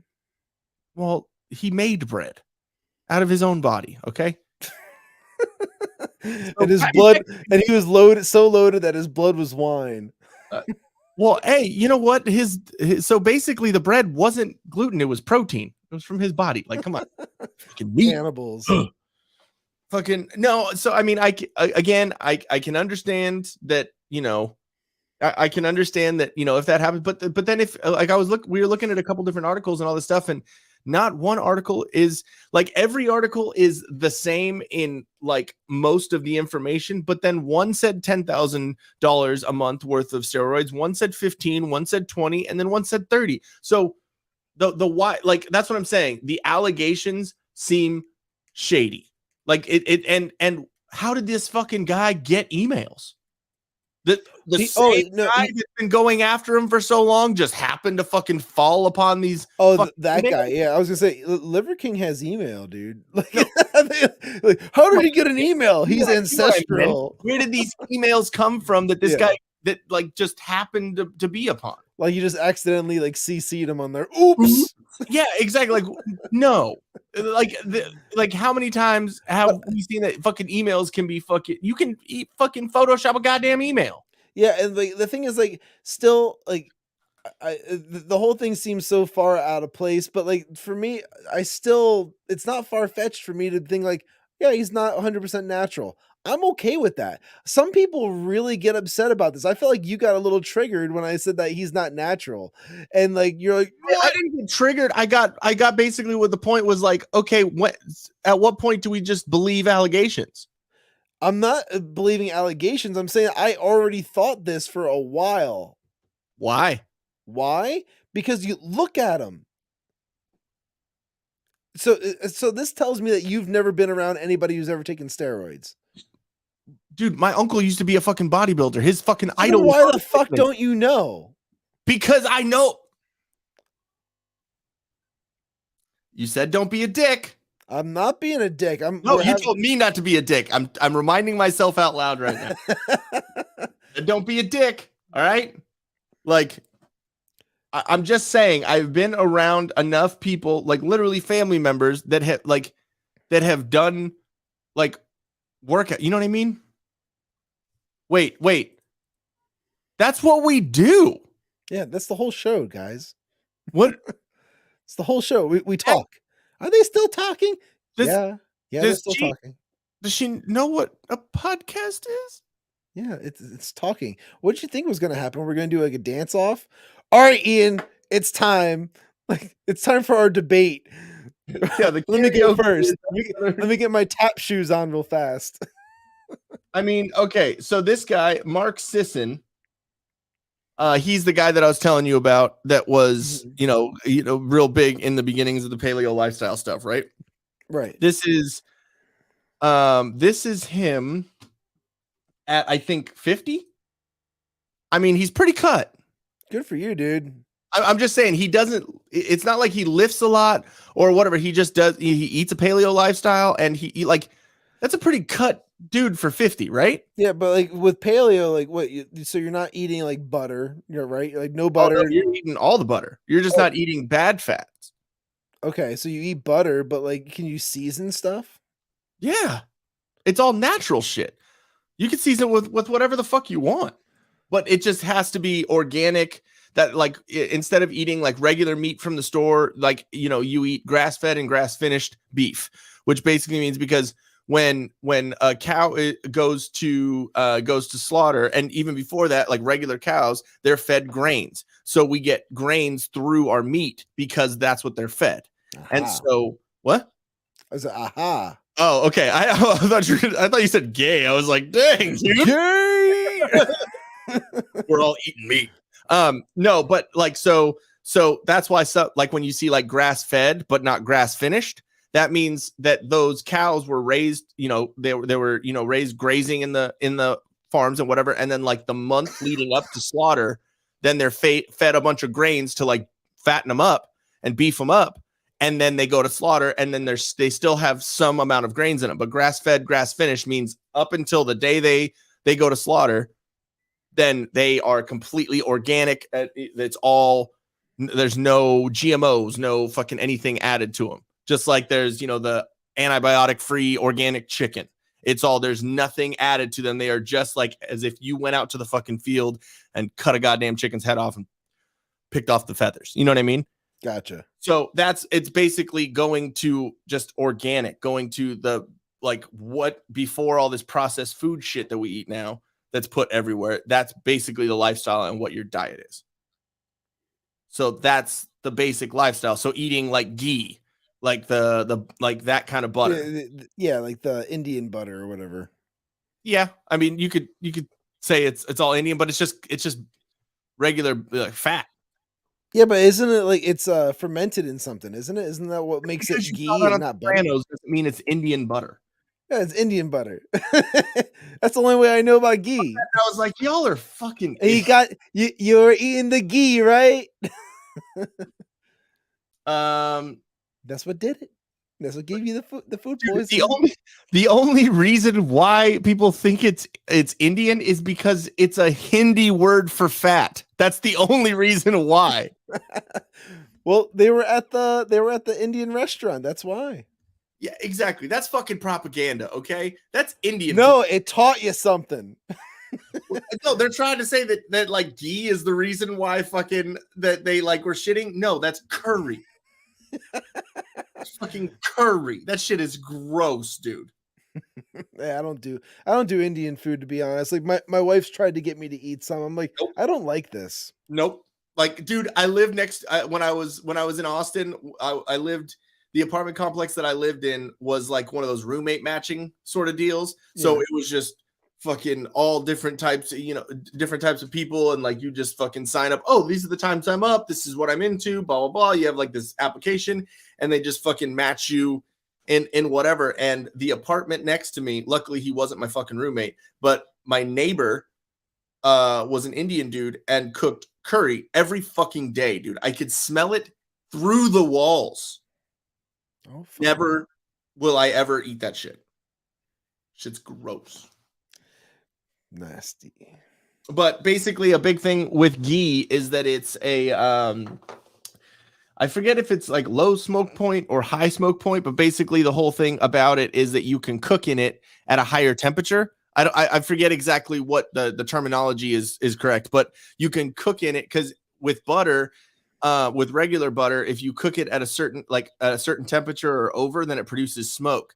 And the smoke, there's carcinogens in the smoke. So, and that's bad because, you want to have the less cancerous things, around you.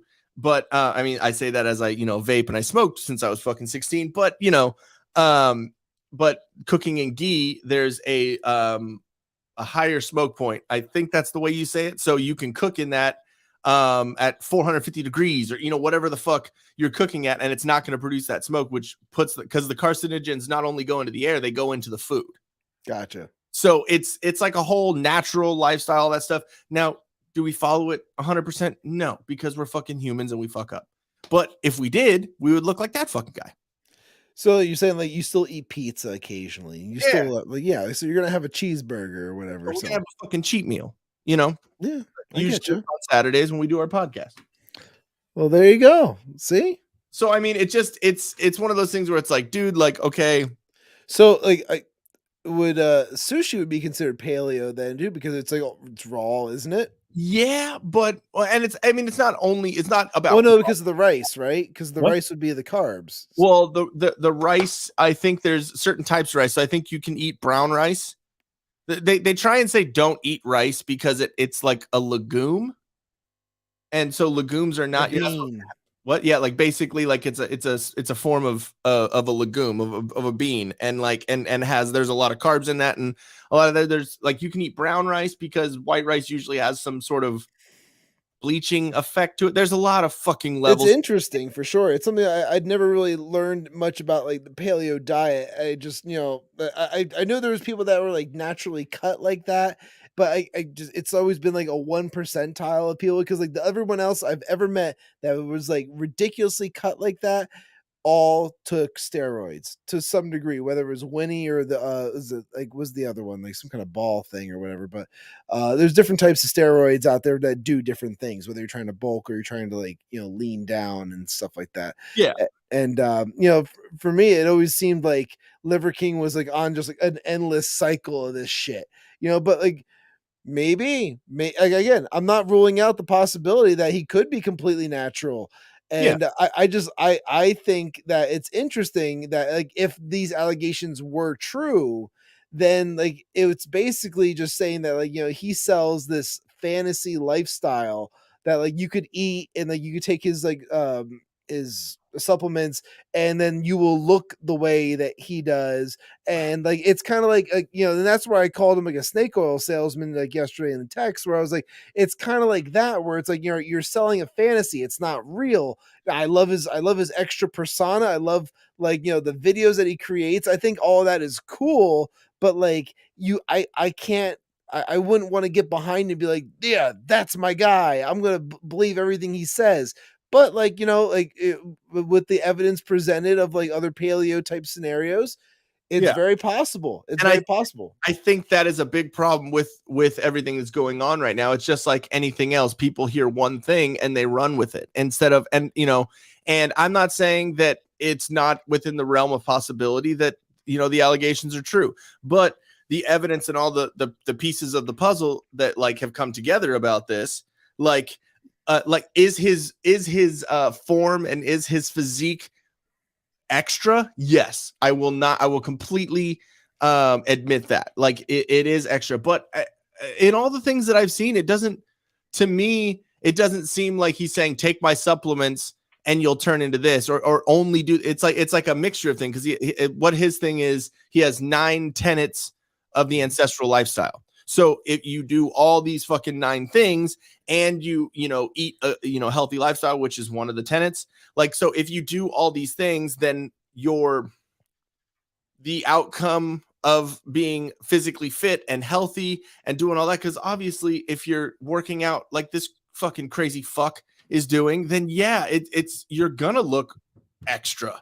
You know what I mean? I mean, he's literally lifting fucking them heavy ass chains and walking with, you know, like he's doing the shit that he was doing, where he would like have like 300 pounds of like deadlift, like under like in an ice pool, and he would like pick it up and just be completely submerged and just kind of like walking along the bottom of a pool with all that, like while holding his breath. I'm like, this guy is just fucking insane. Like it's just so cool. And it's one of those things too, where like Joe Rogan has like so many things against him, when it's like, really, dude, like you had do some shit.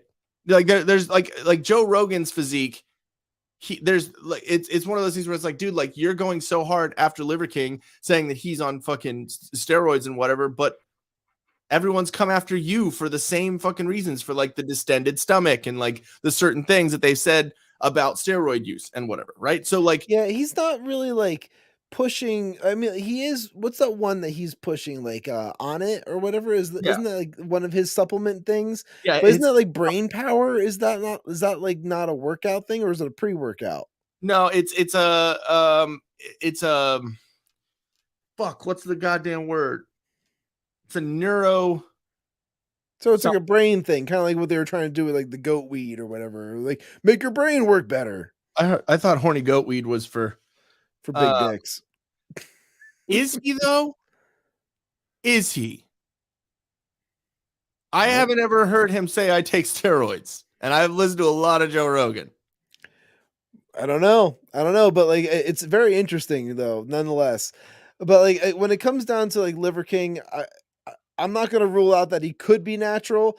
I've heard a lot of arguments for him to be like, you know, taking steroids already in the past. And then when this article came out, I was like, it just kind of confirms a little bit of my suspicions anyway.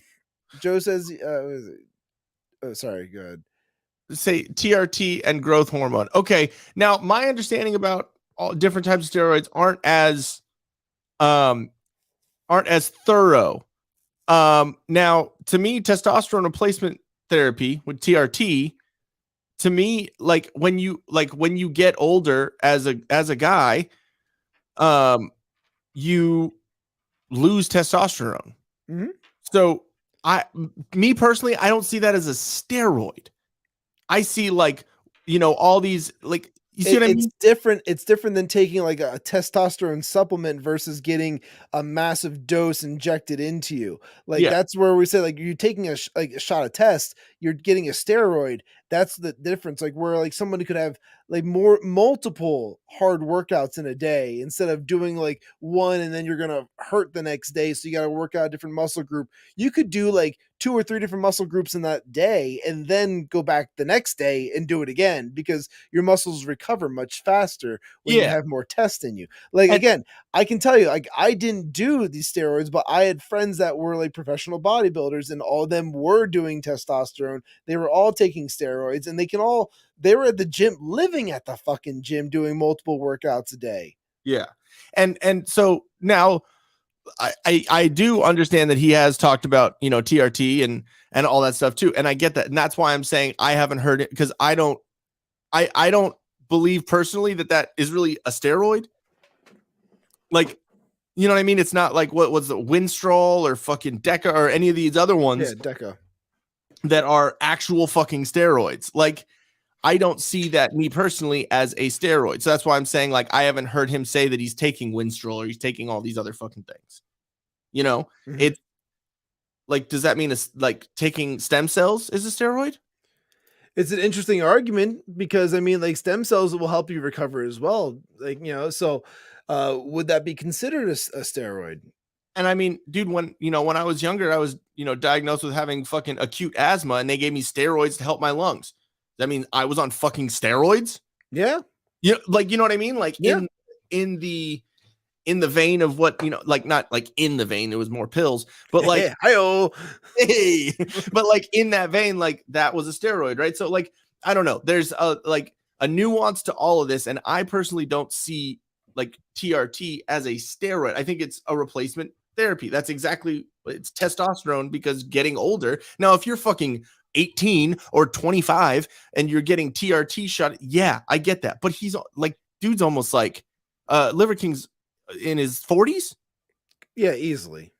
Like, so he's losing testosterone and he has been for a minute. That's just the way a men's biological system works. Yeah, and if he was getting test boosters like injected into him and whatnot, like the minute he is off of that, you're gonna see a drastic change in his physique without a doubt. Like anybody who gets off of the stuff and like they just kind of go cold turkey or anything like that, you would see a massive change. Like they have to like wean themselves off, and still even weaning, you're gonna still see muscle mass reduction. They're not gonna be as strong. You're not gonna be able to work out as often. Things like that. It's going to decrease what your body can produce. Yeah, I mean that's like saying The Rock isn't on fucking steroids. Oh no, he is.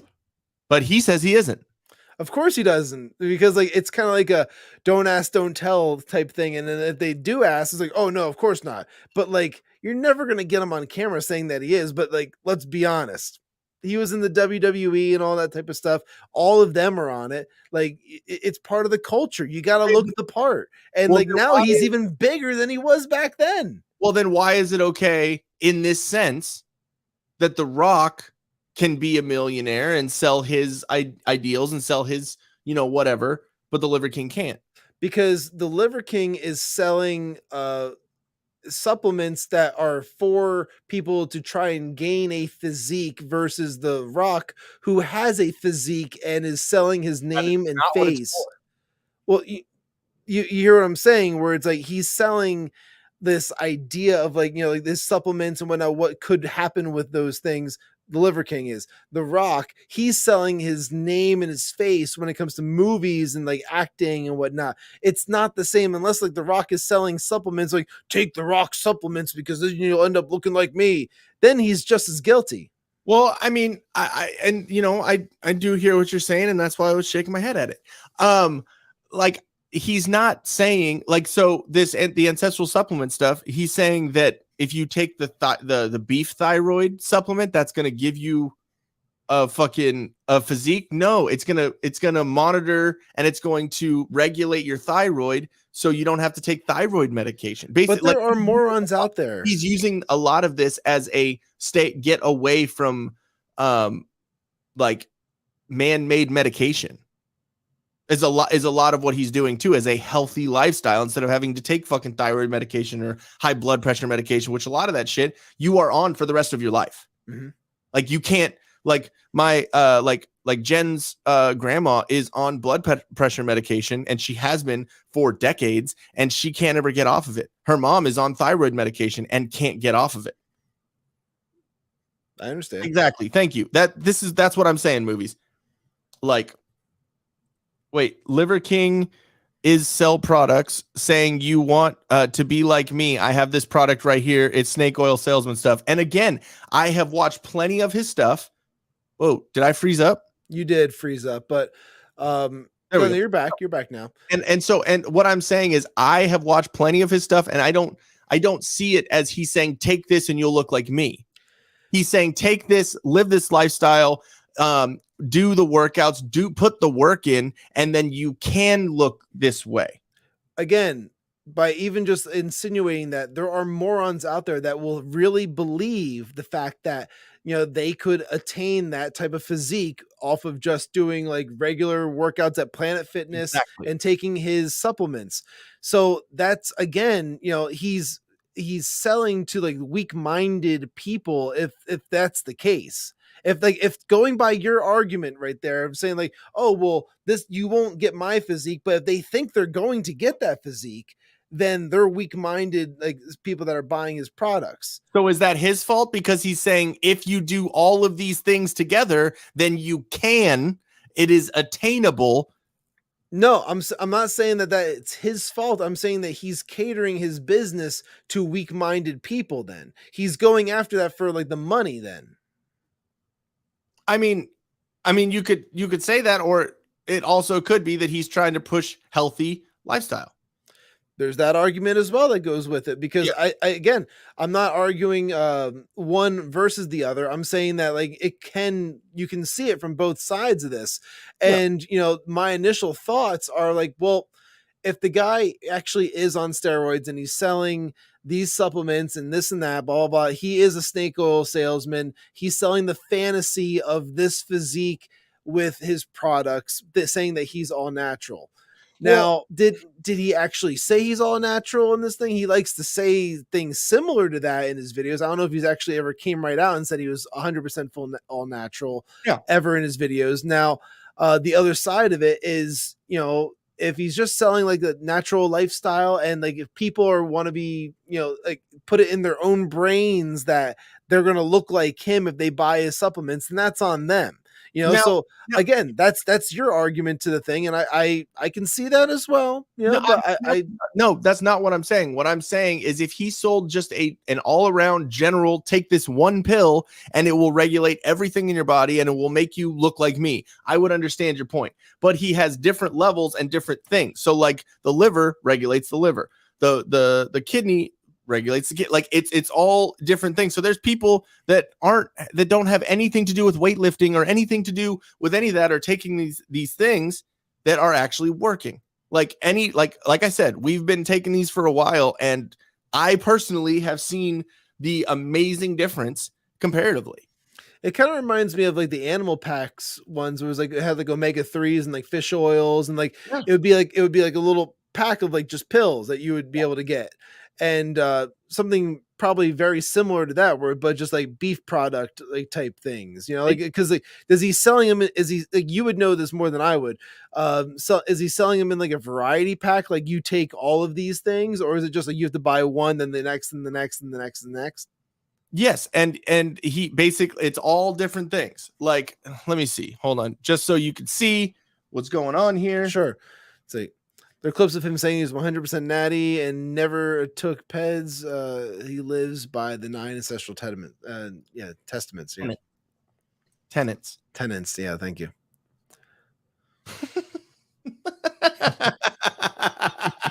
I just fucking got that. That's good. Yeah. Okay. So let me see. Let me find. Yeah. So here we go. All right, cool. So like he has the grass-fed beef liver. There is like starter packs where you could start off and like, you know, you can, you know, whatever, and get like I guess it like not a multivitamin, but a multi-pack of, that you start here and then you work your way up. Okay. And they have beef organs, which is so it supports energy, digestion, detox, and whole body. So it works kind of almost like a multivitamin. Right. But then there's beef thyroid, there's collagen, bone marrow or bone and marrow. There's male optimization, which is grass-fed beef organs, and it's kind of like almost like a testosterone. Strong, like bull. I think it's like, a dick. The adrenal one, I will say right now, is ridiculous, dude. Because it helps your adrenal regulate your adrenal glands, which gives you energy. So like you don't wake up, and because when you wake up, you have coffee, then you have a crash in the middle of the day, right? This regulates it to where it's like a clear. It doesn't make you jittery. It doesn't make you any like. I took one before we fucking did the podcast. Right now, I've been doing it maybe the past like week and a half. I'll tell you another thing that worked really well for me. It was I cut out all of my caffeine. Huh? I don't take any caffeine. So you don't do coffee. You don't do any of that.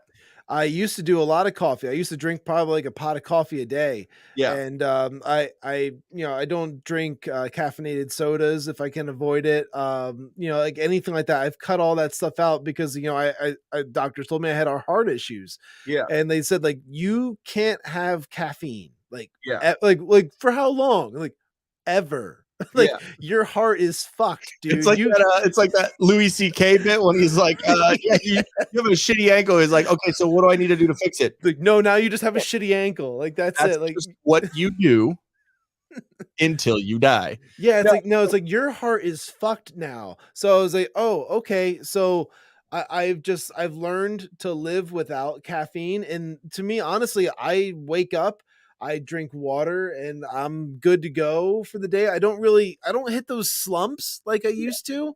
Well, that's kind of a big thing too with what they've realized is that if you drink coffee within the first hour that you're awake, it doesn't give your adrenal gland the time to regulate itself from sleeping and wake itself up. If you wait until after you're done, after you've been awake for an hour and then you have coffee, then it is able to regulate all that. Real quick, another thing that I wanted to show you is this right here, the Ancestral minerals. Uh-huh. You know how when you're hungover and you drink some Pedialyte or you drink some electrolytes or like a Gatorade or whatever, it makes you feel better, or like liquid IV or whatever. That's what this is. It's just a natural it's just a natural way of doing that. Like they have beef tallow and colostrum. Like it's not just like, oh, here's fucking. How many of these things do you take like a day? I haven't been on them for a while, but when I was doing them more on top of it, I was doing beef organs, and I mean the collagen is a good one for skin and for all that. I was doing the beef organs, the beef brain, minerals. Which one's that one? Is it the purple one in the middle? Yeah, the purple one. It's supports improved memory and mood, mental clarity, and sleep quality. It's pretty good. The minerals, because you're supposed to have electrolytes anyways, not just when you're hungover. And then tallow and colostrum. It's pretty much like gut health and and all that stuff. And then I think that this might be something that if you looked into, the beef heart. Was that one of the ones you were taking or no? No, it wasn't. I'm just saying for you, since you said there was stuff with, the doctor and heart issues and stuff, right. Something to look into. The beef lung, because I told you when I was, the asthma stuff, I'm sure me smoking doesn't help. But yeah, so like there were about 4 or 5 that I was taking every day. And then I was, also taking, like, vitamin D, vitamin C, yada. So real quick, like while the reason I asked you like what you were taking was because I wanted to see which bottles you were pointing to that you were taking on a daily basis. How long are those bottles good for? Is that like a month or is that like a 3-month supply? I think it was like a 2-month, and it depends. So like 60 capsules in like in a thing. Well, and it also depends because everyone's body's type and body chemistry is different. So it said take about 2 to 6, depending on. Okay, so let's say it's like a month supply per bottle then. Yeah. Okay. you racked up a total of about $320 in bottles of supplements that you were taking for like 1 month. So to me, it's like I couldn't imagine spending over $300 in supplements, just for an additional thing. Dude, thank you so much. I appreciate you. Yeah. Appreciate it.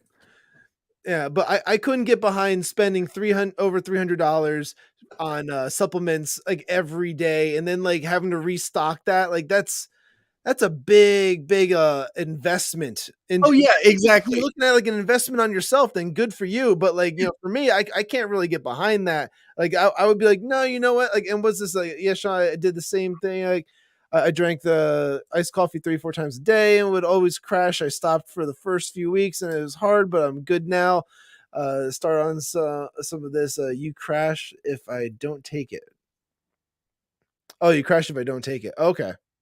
Yeah, and I mean it's, again, like I was saying, everyone's body chemistry is different, everyone's lifestyle is different, everyone's finances are different, but I think having that option and the way that it works with us, Jen does ridiculous amounts of research on anything and ingredient lists and what it's made with. Like we don't have any of our appliances that we have in the kitchen, none of them have plastic on them. Like literally the only thing that has plastic on it is fucking our microwave, because you can't really get, but like only with glass, only with the fucking, all that shit, because it's healthy, because especially with cooking, you're burning off chemicals and you're burning off plastics, or you're burning off all this stuff. So like the research that is done with this woman is ridiculous. And ever since, I mean, I was eating fast food every meal of the fucking day when I was a musician. So, I mean, going from that to, eating super healthy or closer to healthy is a drastic change, but I feel amazing comparatively. Okay. All right. Like, well, like good for you if it's working out for you. Yeah. I mean, like, the only thing I would probably be curious about would maybe be like that heart thing, like you were saying. Like, I'd be curious to see like if there was any kind of improvements for that. It'd be interesting to kind of go like to the doctors after taking it for like 4 or 5 months and be like, okay, so now what's up? Like, is it looking any better? That type of deal. Jen has talked to a lot of her coworkers about this product, and they've started doing that, and like they've taken either the thyroid one or the whatever they needed to regulate. They looked at their own shit and they've gone back to their doctors, and their doctors are like, whatever you're doing, keep doing it. Like, well, Christmas is right around the corner, buddy. If you want to send me a bottle of Liver King liver brains, then you want to give me some brains later? I'm just saying, dude. Like, I'll send you some chilled monkey brains. No, but like it's very, from a personal standpoint and like personal experience of it. Like, it doesn't seem like it's fucking faulty. You know what I mean? Like, it seems like it's actual cinnamon toast to the left, Tim Pool to the right. It's good. No, I mean, it's to me, it doesn't seem like snake oil because of the efficiency of the product that he's selling. Okay. And Jen and I were talking about it too. If it comes out that he actually was doing all this stuff, yeah, it's gonna suck. Yeah, but who cares? Like so again, who cares if it's working for you and you like it, but you're not trying to gain his physique, then that doesn't pertain to you. Again, the only issue why I consider him like what he's doing is almost snake oil salesman is because he's trying to sell his physique as like the goal. And that's where I'm coming from. We're not going to agree on that. That's fine. But I'm just saying that like that's where I'm coming from, why I think that like, if it came out that he wasn't all natural, like that was true, then like, okay, it doesn't really affect anything, but I already kind of had those predictions. Yeah, no, true. And one of the other things too, especially with all the stuff that's going on, with him right now, Jen and I were actually thinking about trying to message him and be like, hey, do you want to fucking come on Till Death? You and fucking the Liver Queen. Like, what's up? Like, and it would be kind of cool. And I think a big reason why Jen really liked the company as well is because when she first started going to him, she would like message them like, hey, what about this and blah blah blah, what should I take if this is my issue or blah blah blah. And it was actually this fucking dude. Like it was actually him responding. Now their company has gotten way bigger, so it's not him anymore. But originally he was like, yeah, this is what I took, this is what I did that would help this, and blah blah, this is the regimen that you might want to do to help regulate your thyroid or regulate high blood, whatever. Yeah. So I it's a personal connection kind of thing too. So I don't know. But yeah, so I mean, I don't, like I said, I want to, say my bias before we started talking about it. And then I don't want to shit all over the guy if I'm going to try and have him be a guest too, I understand. And like, again, I'm not shitting on him either. What I'm saying is that I think that like what he's done has been successful, but like, was what he did honest? Was it honest, or was it more or less just like a sales tactic to try and like move product? Yeah, I mean, there's a lot of marketing aspect to certain things. You don't got to shit on him if he comes on your podcast. You suck his dick and you kiss his ass. No, he's the only one that's going to be eating any balls on the fucking show. Yeah, but if he took a ball out and be like, "You're going to eat this," you'd be like, "Okay." I mean, well, yeah, but how's he going to do that through a live stream? Well, I'm saying, like, I'm coming to you. Like, I don't know if I want you in my house. No, I'm just kidding. I mailed you this, so be ready for the live stream. No, but I mean, he went on the fucking Logan Paul, the Impulsive podcast or whatever, and had him eat like testicles or something. Yeah, had him eat balls. I mean, that's extreme. I'm not going to eat fucking bull balls. But if Liver King fed it to you, you would. Maybe. I would do it for the internet. Oh yeah, for the content. Fuck yeah. Yeah, of course. For sure. Yeah, like, oh, Liver King's gonna like hand feed me like some testicles. Well, if that's the way it's gonna happen, then so be it. Okay, hand feeding. That's where it gets a little gay. Like, yeah, exactly. It's like, no, yeah, I'm good. I'm good on that. Well, sir, do it for the internet. Do it for the internet. Drop the balls and put them on the plate. But yeah, no, I mean, like if I have personally seen him saying, do only take these pills and then you'll look like me, then I would agree with you. Yeah, that's like more of a snake oil thing. But I like, the reason why I don't think it's to that point is it's, if you eat healthy, if you take the supplements, because I mean, he's not saying only take the supplements. He's like, dude, if you can eat raw liver and eat raw this and raw that, all the 9 tenets. I know. Yeah. But like all those supplements are for is because liver is fucking disgusting. Raw liver is even more disgusting. yeah, fuck you, movies. But no, like, so like taking these is a supplement, exactly like the word is a supplement for the actual thing. You know what I mean? Like vitamin C is a vitamin C supplement is a supplement for eating fucking 80 oranges. Like it's the same kind of thing. So like if he was saying only take this and you'll look like me, I completely get where you're coming from, but it's a regiment of do this, do the 9, the 9 tenets of the ancestral lifestyle, do, all these fucking things, and then do the ridiculous strongman fucking workouts this guy does. Right. Then I will, I would give it to you if it was just one thing, but with all those things together, it's a stretch for me. Fair enough. So, but with all that, I'm just surprised we didn't bicker this time. No, I told you it was just gonna be a normal fucking conversation, but you never listen. Okay. One thing no one is talking about is look what he managed to do in 1 year. How many people will go to his company for advice to promote themselves? I think a fuck ton. That business, yeah, dude.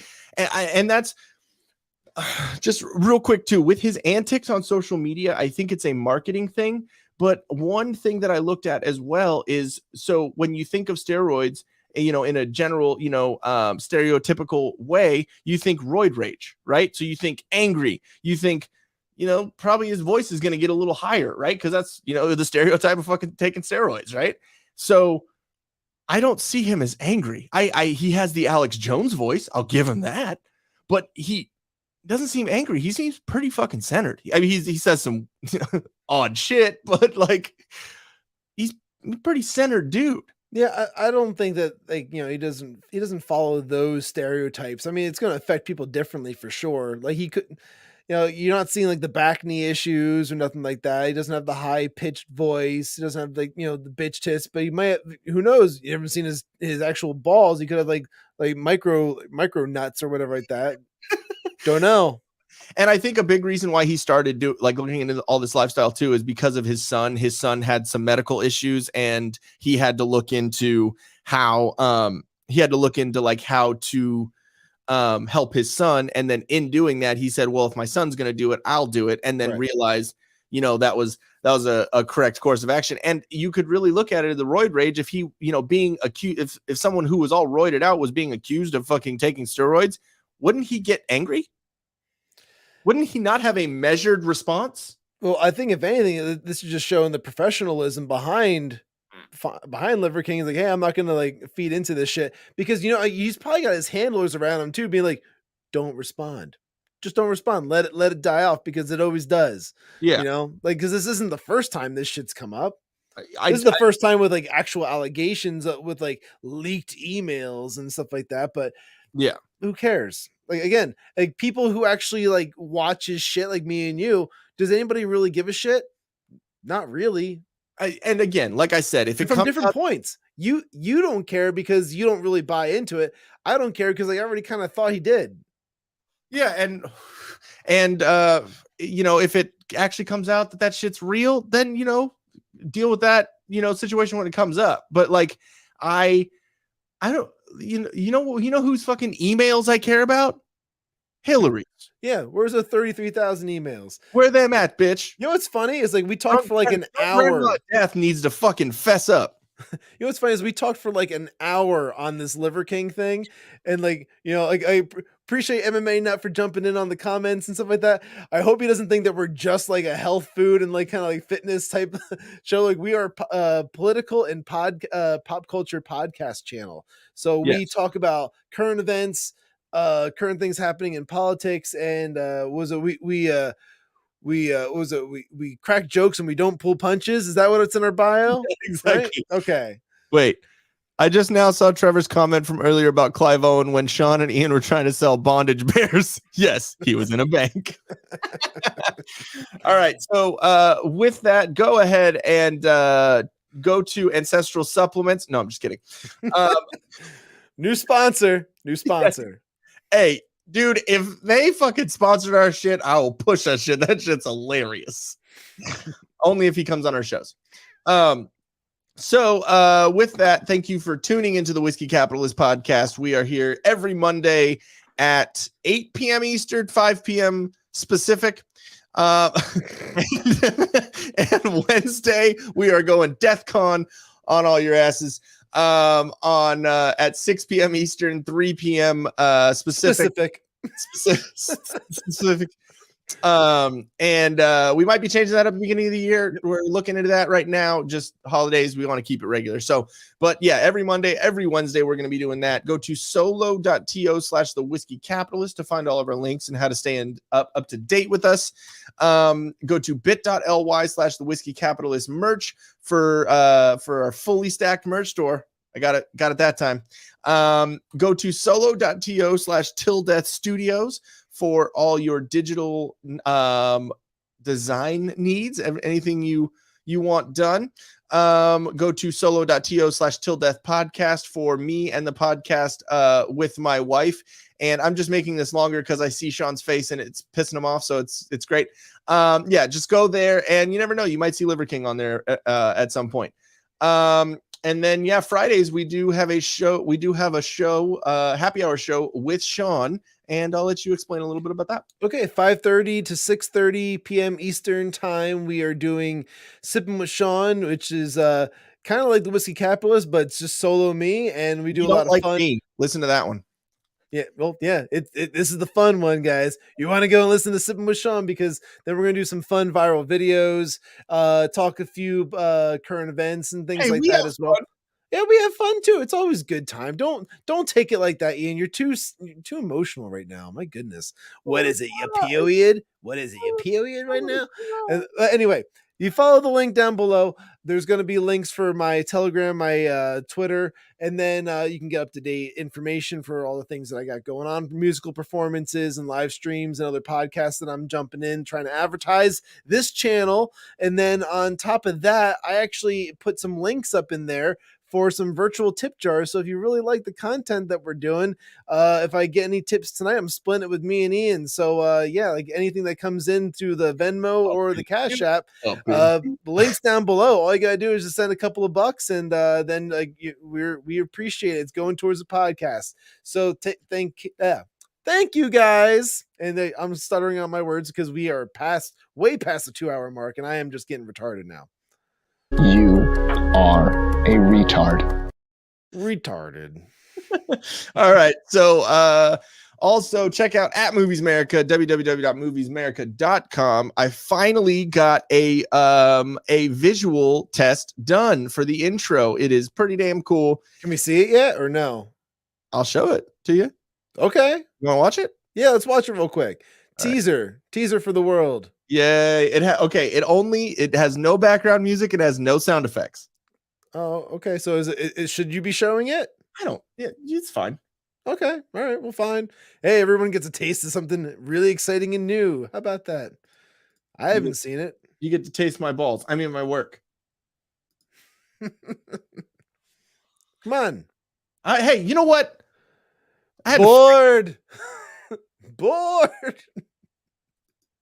Shut up, bundle of sticks. Oh my goodness. Here we go. Exciting. Is this the opening from The number of movies available is great, but many are so bad. You'll learn a new definition of hate. One man sifts and reviews through the movie sludge.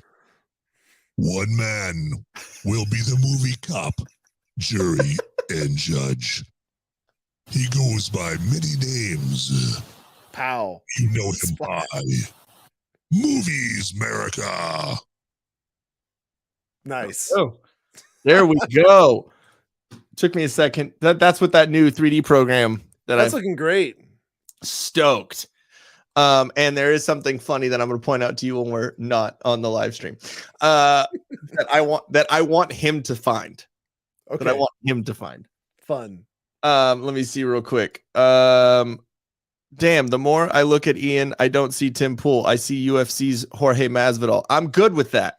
And how do you see? Yeah. Put on your fucking beanie. How do you see me as Tim Pool and not this? Wait. Hey, man.